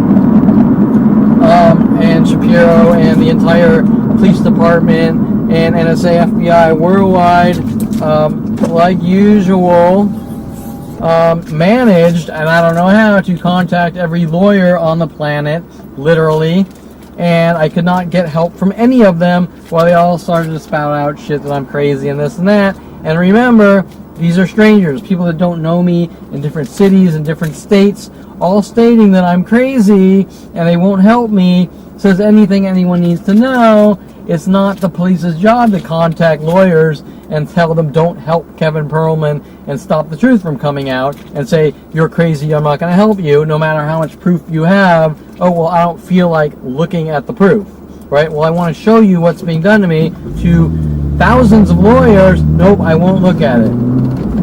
You could pay them $100,000. They would go, nope, I'm not going to look at it until after the trial and things like this, right? Well, lawyers don't do that. Lawyers make their money winning. Their reputations get boosted by winning cases. And if someone like me goes to a lawyer, they're going to say, I'm going to win this because it's going to make me famous because I just saved someone from being hunted with insane resources. But that's not how it's working out on this instance.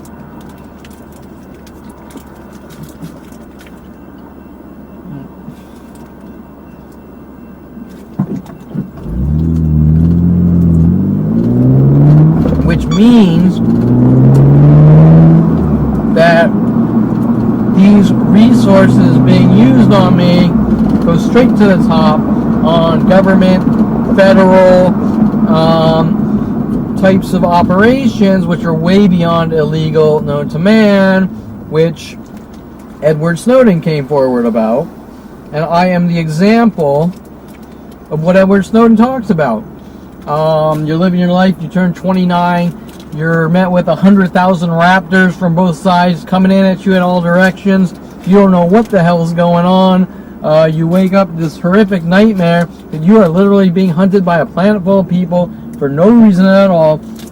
And the strangest part about it is there is never any direct conversation as to what it is actually about, right?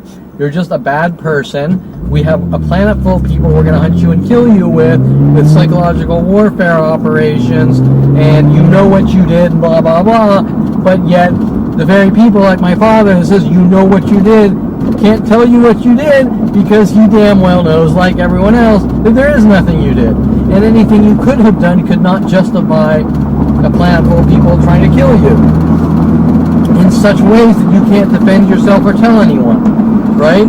It is unheard of. And hold on, I gotta look at my GPS too.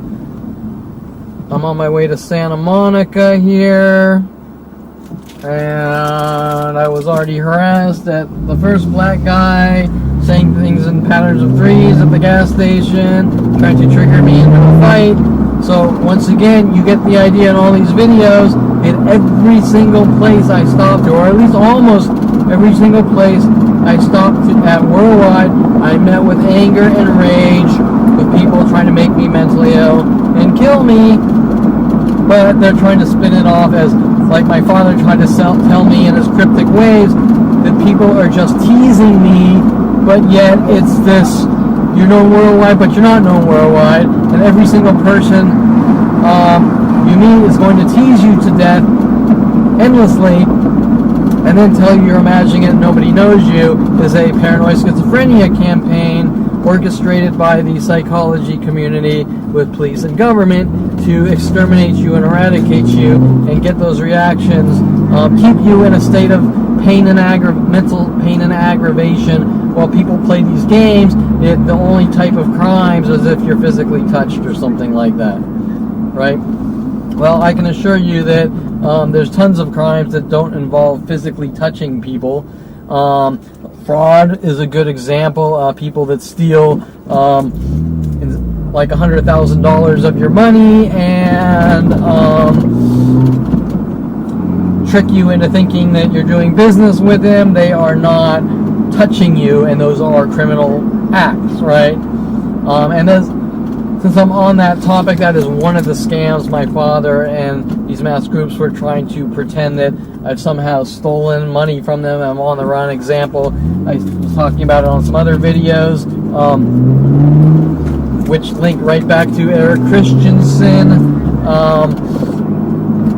My father claiming I stole $10,000 from him and his company because at 16 I was building cars and I bought a 426 Hemi, which was sort of bait and switch to me with Brian Weaver and Pineapple Joe, but I'm not blaming anyone necessarily for that, even though their motives were to screw me over.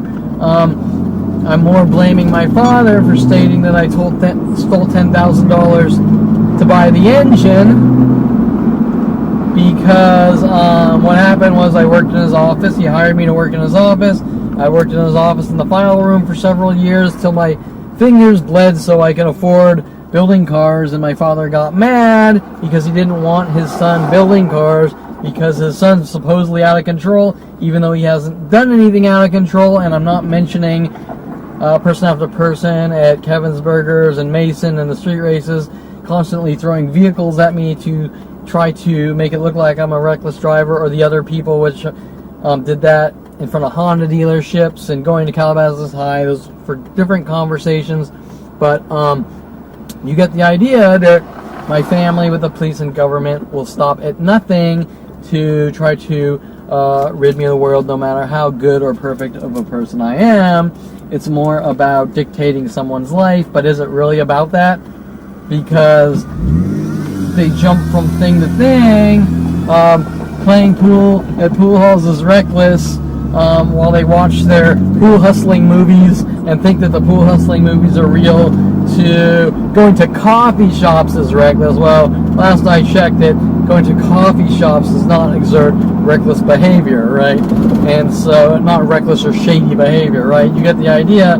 Once this starts jumping from car engines to pool halls to coffee shops, then you start to realize that it's really about, I just don't like you and I want to rid you of the world. So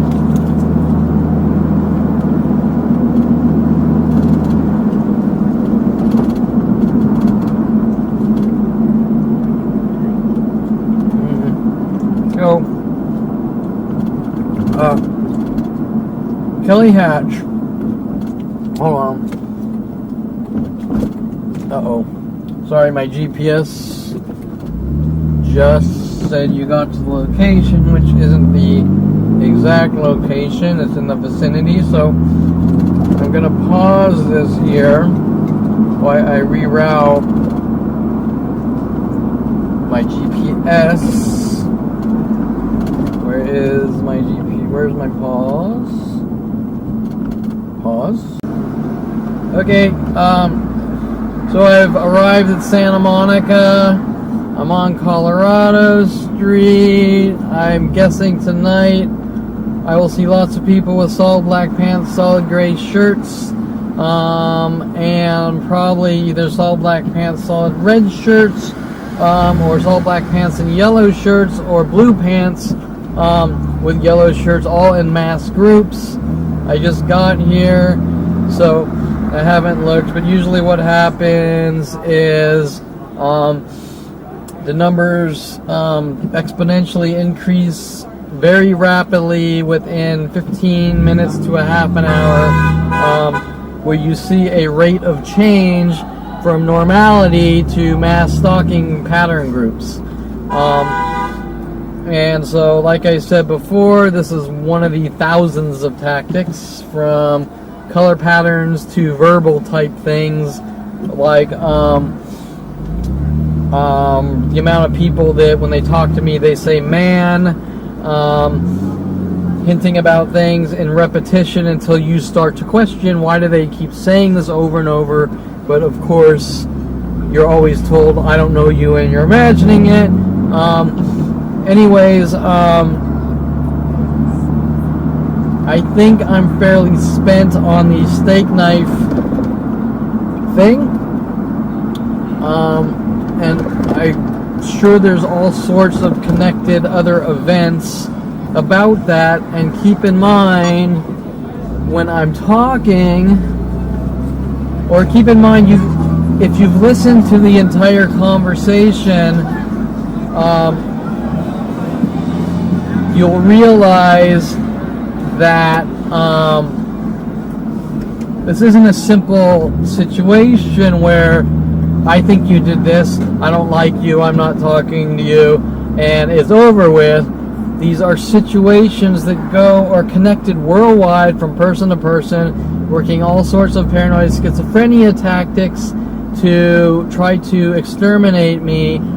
Meaning that this situation links into that situation, it links into this situation, it links into the next situation. I'm sure there's probably another 100 events linking to this one steak knife situation, but from what I've told you, you can now understand the progression of events worldwide. And one of the things told to me by Brian Weaver, remember I mentioned Brian Weaver contacted and sent after me as far back as 8th grade to try to set me up, frame me, provoke me into situations. And at 29, while Mike Huntley was pretty much telling me I'm a dead man, Brian Weaver was basically telling me that this is a public shaming, which makes sense in the respect that they're spewing out every lie known to man in secret. First of all, there's no such thing as a public shaming of notifying the world in secret that this guy has done 1,000 different things that aren't true, that you've never been arrested for, or it's been proven, and then telling the world in secret to hunt you down, torture you, and guilt you to death until you're dead and gone, based on public shaming. The public shaming, which are pretty much frowned upon to begin with, is something like, you can go to court, or if you were caught for a crime and you went to court and tried and found guilty, which remember, just because someone is found guilty doesn't mean they're actually guilty, especially in my case where the lawyer refused to bring in any evidence that supported anything at all in any way, shape, or form. He tricked me on going on the stand when he should have told me to take the fifth, especially with the testimony of Terrence Scroggins stating that this is his city, this is his townhouse complex, and my ownership doesn't exist, and he can do whatever he wants, and he's in anger management and all sorts of things like that.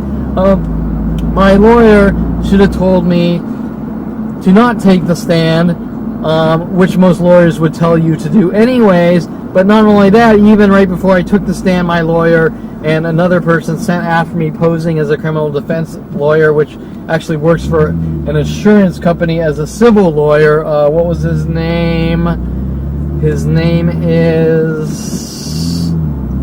Jesus. Hold on.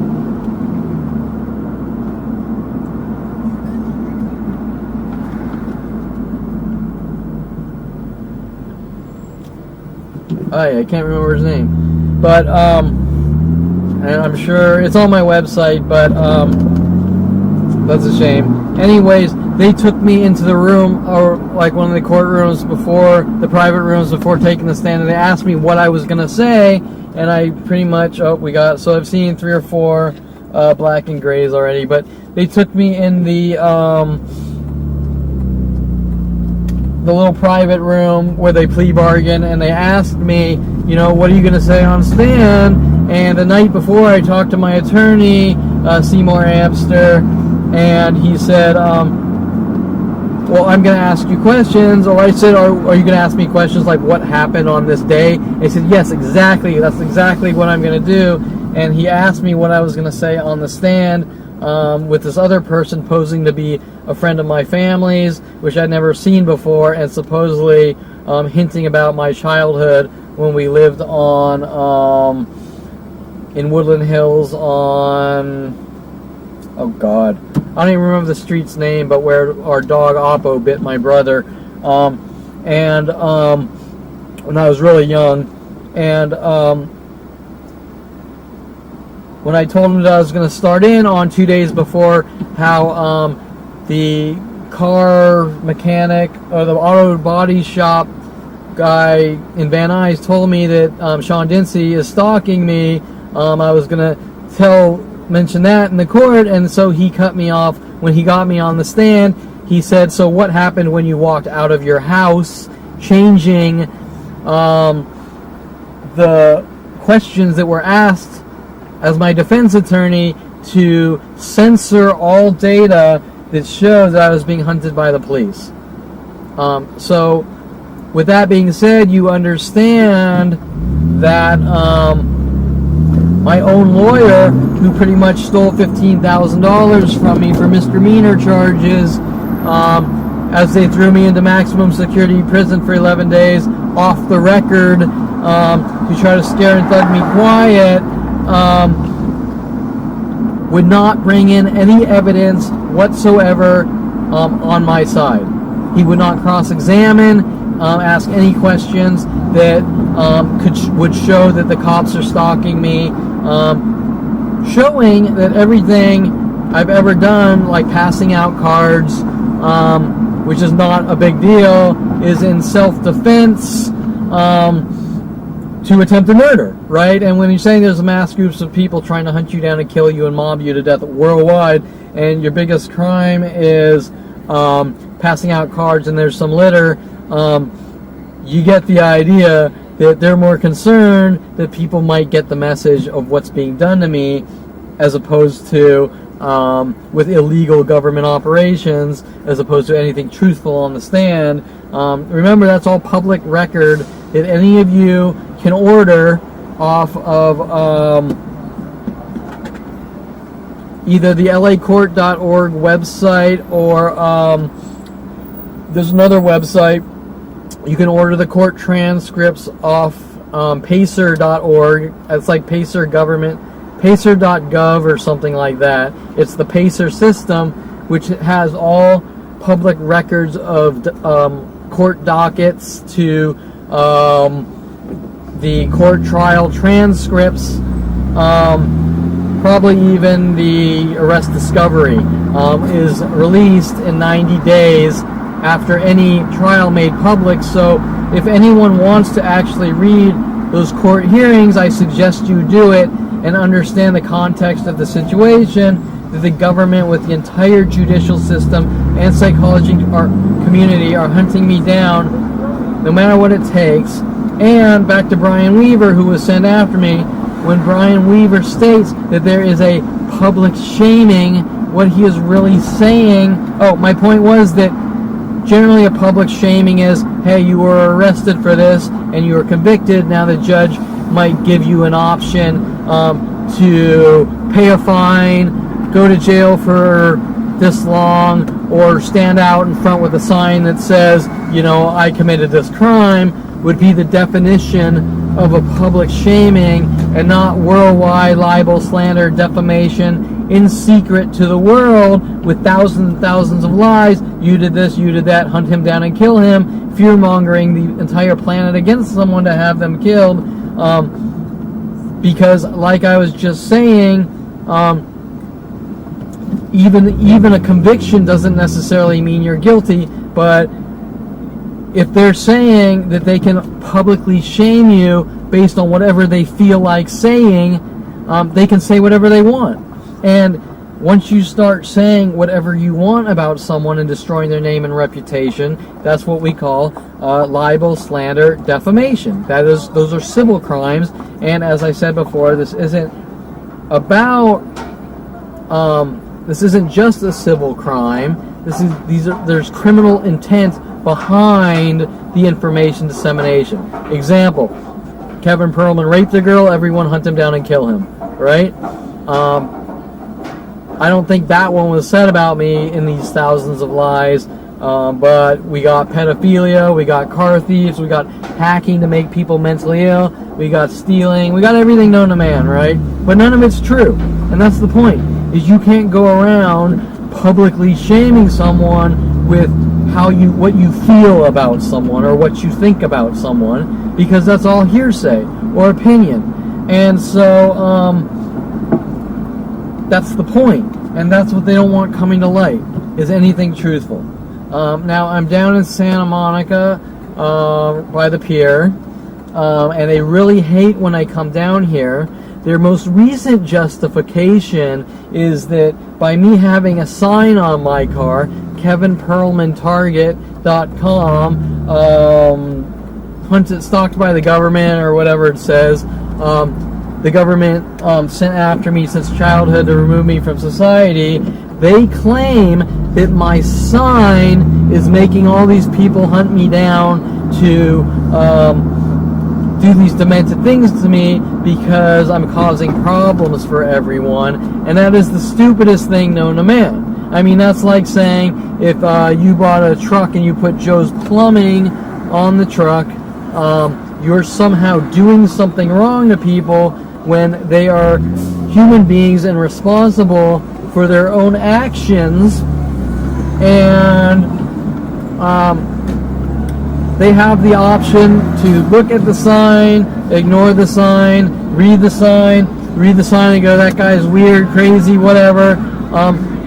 But it's not doing anything to them. It's just exercising the First Amendment freedom of speech, which was designed for this exact situation, government tyranny, and a person's ability to speak out in self-defense, to stay alive and keep a balance between government corruption and the government doing whatever the hell they want, our government, the people's government, for the people, as we're supposed to be protected by the Constitution of the United States.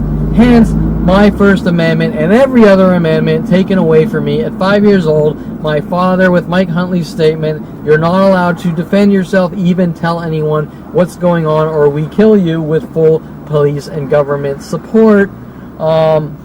You get the idea, which is what's really going on here. And is what people really need to understand, is a public shaming is my family's interpretation of events that they want them to be from their paranoid psychotic personalities. But as we've seen, their lies change on a daily basis, are completely inconsistent, and they say whatever they need to say to get whatever they want. Hence why things like telling the world anything you want about someone is illegal civilly. right? You can't go out and invest $1 million saying so-and-so is a pedophile because there are damages, you've destroyed someone's life, and you're sued for it.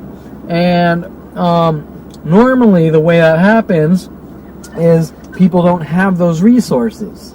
They generally don't have these types of resources to do this from person to person, whoever you talk to or meet, giving the common person who is in Kevin Perlman's life the ability, anytime they're not happy, to make up whatever lie or cover up anything they've done to me by telling the world any type of lie they want, libeling, slandering, smearing my name, and launching worldwide murder operations of people in anger and rage to kill me, which is their premeditated motive for what I know, hence exposing what's really going on. There's no such thing. So Brian Weaver was publicly shaming me for him coming after me to eradicate me and kill me, if you understand what's really going on. All the setup and frame job things that Brian Weaver were doing to me, my brother with the knife and all this, all these things being told to the world illegally and in such ways that aren't normally done are all cover-up operations. And normally most people see through that, because normally they get this type of information across news channels, and the guy sitting there going, I just saw myself on the news with blatant lies, now we got to sue them for destroying my life. That's normally how it happens, and then the news is sued, right? Hence why these murder operations were strategically designed to kill me in that way, right? Now they're going to spout off that I'm crazy, I suffer from OCD, I suffer from schizophrenia, I'm paranoid, I'm a violent paranoid schizo, I suffer from anxiety, I was born with nervous problems, and I've watched my own family switch from psychological label to psychological label, and I can assure you that they will say whatever it takes to control me, dictate my life, stop me from talking, and in the end try to have me killed with worldwide support. I think that is it. I hope you understand the dynamics, though, that these aren't normal situations. Hence why when I talk about these situations, they go from tangent to tangent, interlinking with person after person, usually strangers I meet in far off different places, all involved and contacted to stalk and hunt me. So that is why when I talk about these situations, the first method of attack from the psychology community and police is that my mind races and spins and goes from tangent to tangent, is because all these things are interlinked from tangent to tangent. They're not normal situations. Some guy beats his wife, and I'm not saying I've ever done anything to anyone because I haven't, but let's say some guy hits his wife. That's usually stays within a local community, and he isn't hunted from place to place from stranger after stranger who befriend him, pretend they don't know him, and try to rid him of the world with worldwide resources. So for example, no matter where I go on the planet, I'll have people befriend me, like one was Tia Mache off the Model Mayhem website, claiming that I'm doing all these things to her, and still start trying to send me hidden messages about, will you buy me a Volkswagen VW, or I want a moped, to hint about their accusations that I've supposedly plowed someone with my car, hence their big thing with mopeds and then parking mopeds in twos in front of my house for years. Nothing is directly said, but once you pick up on the little hidden cryptic messages, it's not the type of situation you can walk up to someone and say, oh, I met some girl and she stole my car, right? That's how it normally works. These are very complex, interwoven situations with worldwide support. Billions of people involved. billions of government dollars, and these people have the ability to, for example, when I went out with Tia Miche, not dated, but met up with her, people were contacted citywide told to do all these things to me, right? Well, how do you explain that in one sentence? Hey, Kevin, let's go to this bar. And people are waiting for you at the bar, and more people are showing up at the bar, and they're all working on you with different angles and tactics, trying to get confessions or make you mentally ill, right? That's not a normal situation. Even in the world of gang stalking, which is extremely rare, it's usually with local communities and the police. It is not worldwide. For example, people aren't, you don't drive out to Vegas. You live in California, you drive out to Vegas, someone sees you, picks up their cell phone, texts to 100,000 local people, do these things to one guy, and then person after person befriend him and invest 10 years, 20 years, 30 years trying to rid this person of the world is unheard of. So when I talk about, for example, this insignificant situation with the steak knife at 10 or 12 or whatever, you can see how I moved, before the internet even exists, I moved from California to Southern Oregon State, Ashland, Oregon, town of 5,000, and you can see how instantly the entire city is notified before the internet exists that Kevin Perlman is all these things. Kevin Perlman has done these things. You need to watch Kevin Perlman. You need to get these confessions from Kevin Perlman. We're going to remove Kevin Perlman from society no matter what it takes. Keep befriending him. Keep doing these things to him. And bam, Kevin Perlman starts to find out at 29 something's wrong. You're imagining it. You're crazy. Right? Okay, well first, how could you explain that to someone at 29 when you're starting to find out the unimaginable is happening on situations that are completely unheard of and unprecedented, with a planet full of people trying to kill you with psychological warfare tactics, the police, government, psychology, community, and you're supposed to walk into a police station and somehow explain that in one sentence. You can't. It's impossible. Hence their reasoning. Hence why they wanted to try to flip me out, to get me to run to the police, spouting and babbling gibberish, is because their entire agenda from day one is to try to make me look like a 5150 violent paranoid schizo, to remove me from society or lock me away. And once I start talking about the interwoven events of my brother's threats that he and his friends are going to put me in a mental institution after stopping him from bashing Gregoire's skull in with a crowbar, to younger and younger events, and obviously events afterwards, you really start to understand the situation. But you can't just explain it in a sentence. I guess I'm going to leave this here for now. I'm sure there's a million other things with the steak knife which will come out in other conversations that are linked to other events just like this one, that, like usual, are based on complete thin air, or events that are normal growing up events, but they're taken and dramatized and twisted and contorted.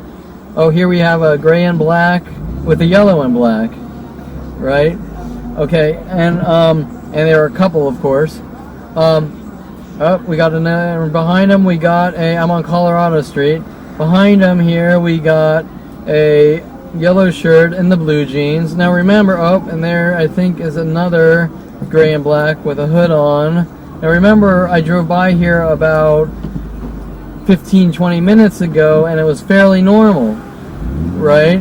And so now the progression of these people coming out and notified that Kevin is here, they're starting to come out, and if I'm here for about an hour, it'll really probably get bad.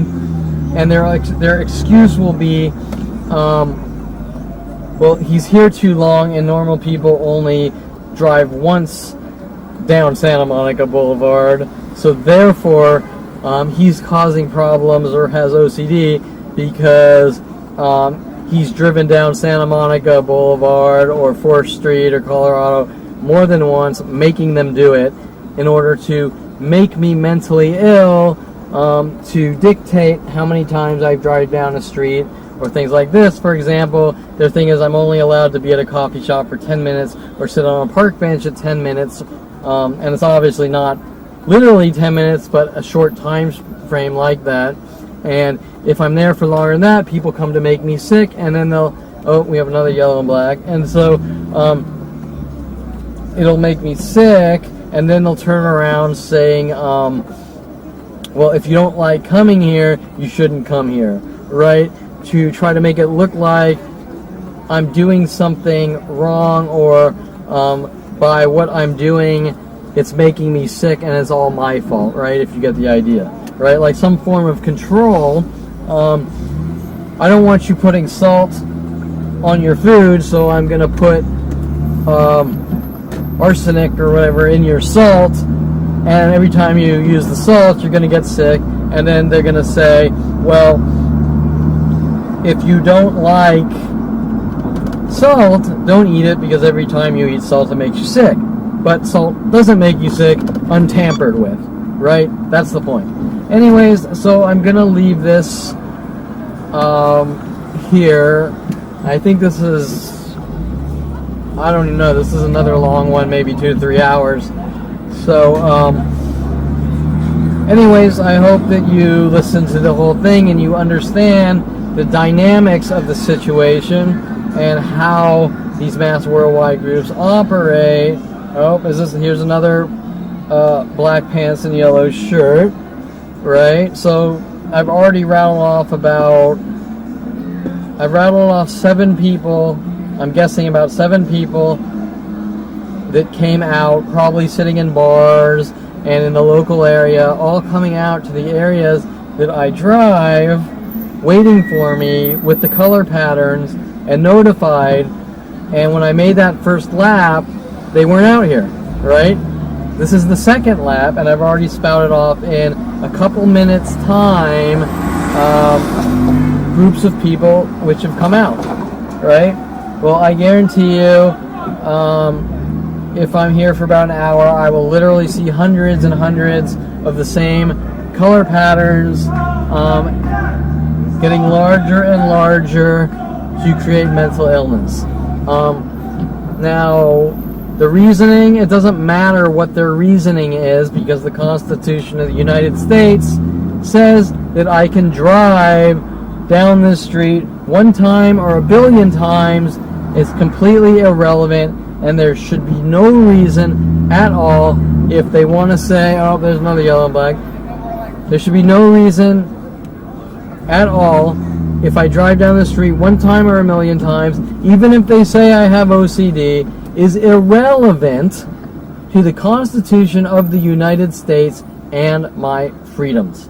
And that is the point that I make on my website with all sorts of things, from driving around with a wig on, like a fro wig on, showing that the government and police are hunting people down based on the "you're crazy," and whether Kevin Perlman, me, is crazy or not is irrelevant, because it's not a crime for me to be crazy.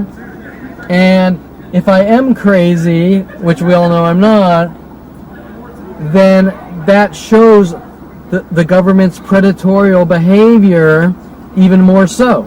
Because what that means is the police are hunting down the weak, right? This person suffers from mental illness, I'm going to hunt them down, stalk them, and kill them because they're crazy or suffer from mental illness, is the type of thing I expose on KevinPerlmanTarget.com after years of being hunted, testing the waters, doing crazy things to expose their reactions, and wearing the wig or some funny hats showed that these worldwide groups with the government went aggro, saying you can't do that. You can't walk down the street with a fro wig or this or that, is unacceptable. But ironically, walking down Hollywood Boulevard with people wearing Power Ranger uniforms and all sorts of funky things, the cops aren't hunting them. But if Kevin Perlman's walking down Hollywood Boulevard with a fro wig, the cops with worldwide groups are hunting Kevin Perlman. Well, what's the difference, right? Everyone's doing the same thing. Except the difference is that the cops with the psychology community are throwing a crazy label, but it doesn't matter. It doesn't matter if you're crazy or not. There could be a million reasons why someone's walking down Hollywood Boulevard with a wig, and by their actions, they expose their motives that they're discriminating. That while Kevin Perlman is doing nothing different, and I'm really getting weird with these the whole third person thing. Well, I'm doing nothing. I'm doing nothing wrong, but joking around, or if I actually am crazy, it's irrelevant because the amount of people I've seen, like the guy earlier today who's standing in the middle of the street shouting at the other guy's car, the cops don't care about, which is a lot more crazy than a guy walking down Hollywood Boulevard with a fro wig on, right? The cops don't care about that guy, but the cops care about Kevin Perlman. Why is that, right? So all these things are the same. Kevin Perlman goes to a coffee shop. He's doing the same things as everyone at a coffee shop, but Kevin Perlman's not allowed at a coffee shop worldwide, right? Because he's crazy, according to them. Well, and of course these labels change from crazy to this to that to the other thing. But it all comes down to the same thing, discrimination. Well, they might as well say that I'm black and I'm not allowed at coffee shops anymore worldwide. Or they might as well say that I'm Jewish, so I'm not allowed at coffee shops worldwide. Or at any city worldwide. And I'm not allowed to leave my house either.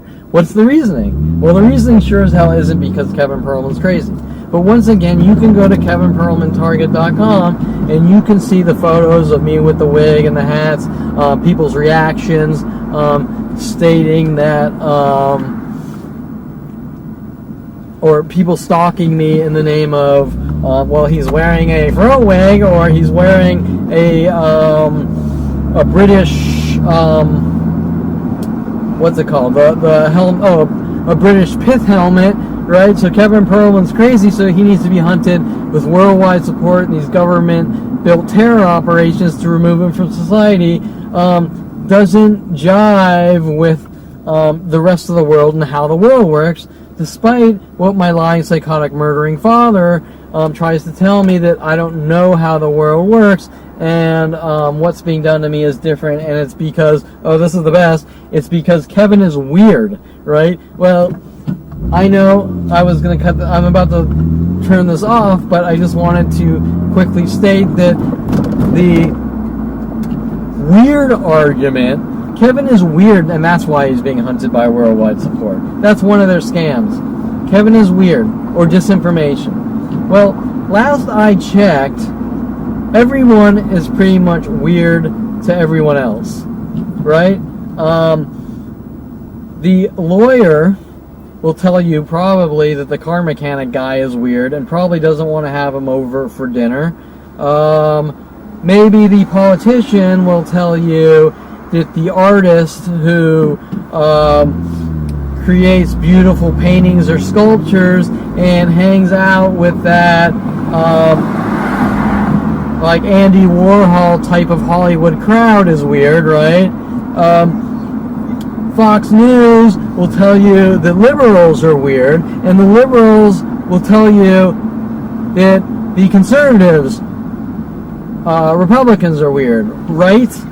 But never have I seen a worldwide group hunt down someone because they're weird because they're a Republican. They just say, well, that guy's weird, or I don't understand him, and they move on with their little lives, right? And so the point I'm making, just like all the other things I've just spouted off about discrimination, or crazy, or you did this, or you did that, or you're different, all come down to the same exact thing. That I am being stalked and targeted by the stupidest, lamest justifications, which change on a daily basis. We don't like his kind. he's weird, he's crazy, are not things that launch worldwide psychological warfare and murder operations to kill people over. The types of things that create situations like mine aren't based on someone's different or weird. They're based on you have information in your brain that we don't want you talking about, which incriminates a lot of people in crimes and horrific crimes. A worldwide murder operation against one man is pretty much the end-all be-all of government operations that they don't want me talking about, that expose NSA operations that Edward Snowden came forward maybe 6 years ago, is what this is really about. Linked with the psychology community, linked with those police scanner recordings I have of them labeling random people as mentally ill and putting them on their little watch lists, and having these investigations based on no crime. For example, people are investigated for things like murder, and generally when you're investigated for murder, there's probable cause, like an actual body with fingerprints and DNA, not telling people that someone killed someone but there's no body. I just think that that guy might have done something wrong, so we have an investigation with billions of dollars, is the crime of all crime and goes against the entire Constitution of the United States of America, because if this was the case, everyone would be under investigation when someone didn't trust someone, right? You go out and date a girl, and she likes anal sex, and therefore anyone that likes anal sex could be a murderer, so now there's a worldwide investigation, but we haven't proven it yet, so we're just going to kill you because we think you did it anyways. But yet there's no body, there's no crime, there's no anything, right? Well, I can assure you that generally doesn't happen, is very rare, and when it does, the police are sued, and it's rare that lawyers all get together and say, you can't sue the police, because, like my lawyer, Seymour Amster, said, if the police feel that you did something wrong, they can do anything they want. Wrong. No, they cannot. Hence, the Constitution of the United States, nobody is above the law. The police, politicians, you name it. Well, sure, people might have the power to break the law, which is what's being done to me. That does not mean that they are allowed to. It just means that they are getting away with the crime. And I will leave it at there. I'll leave this at that, and I'm exhausted, and if I was like my family, I would say that you made me be exhausted. Anyways, until next dialogue.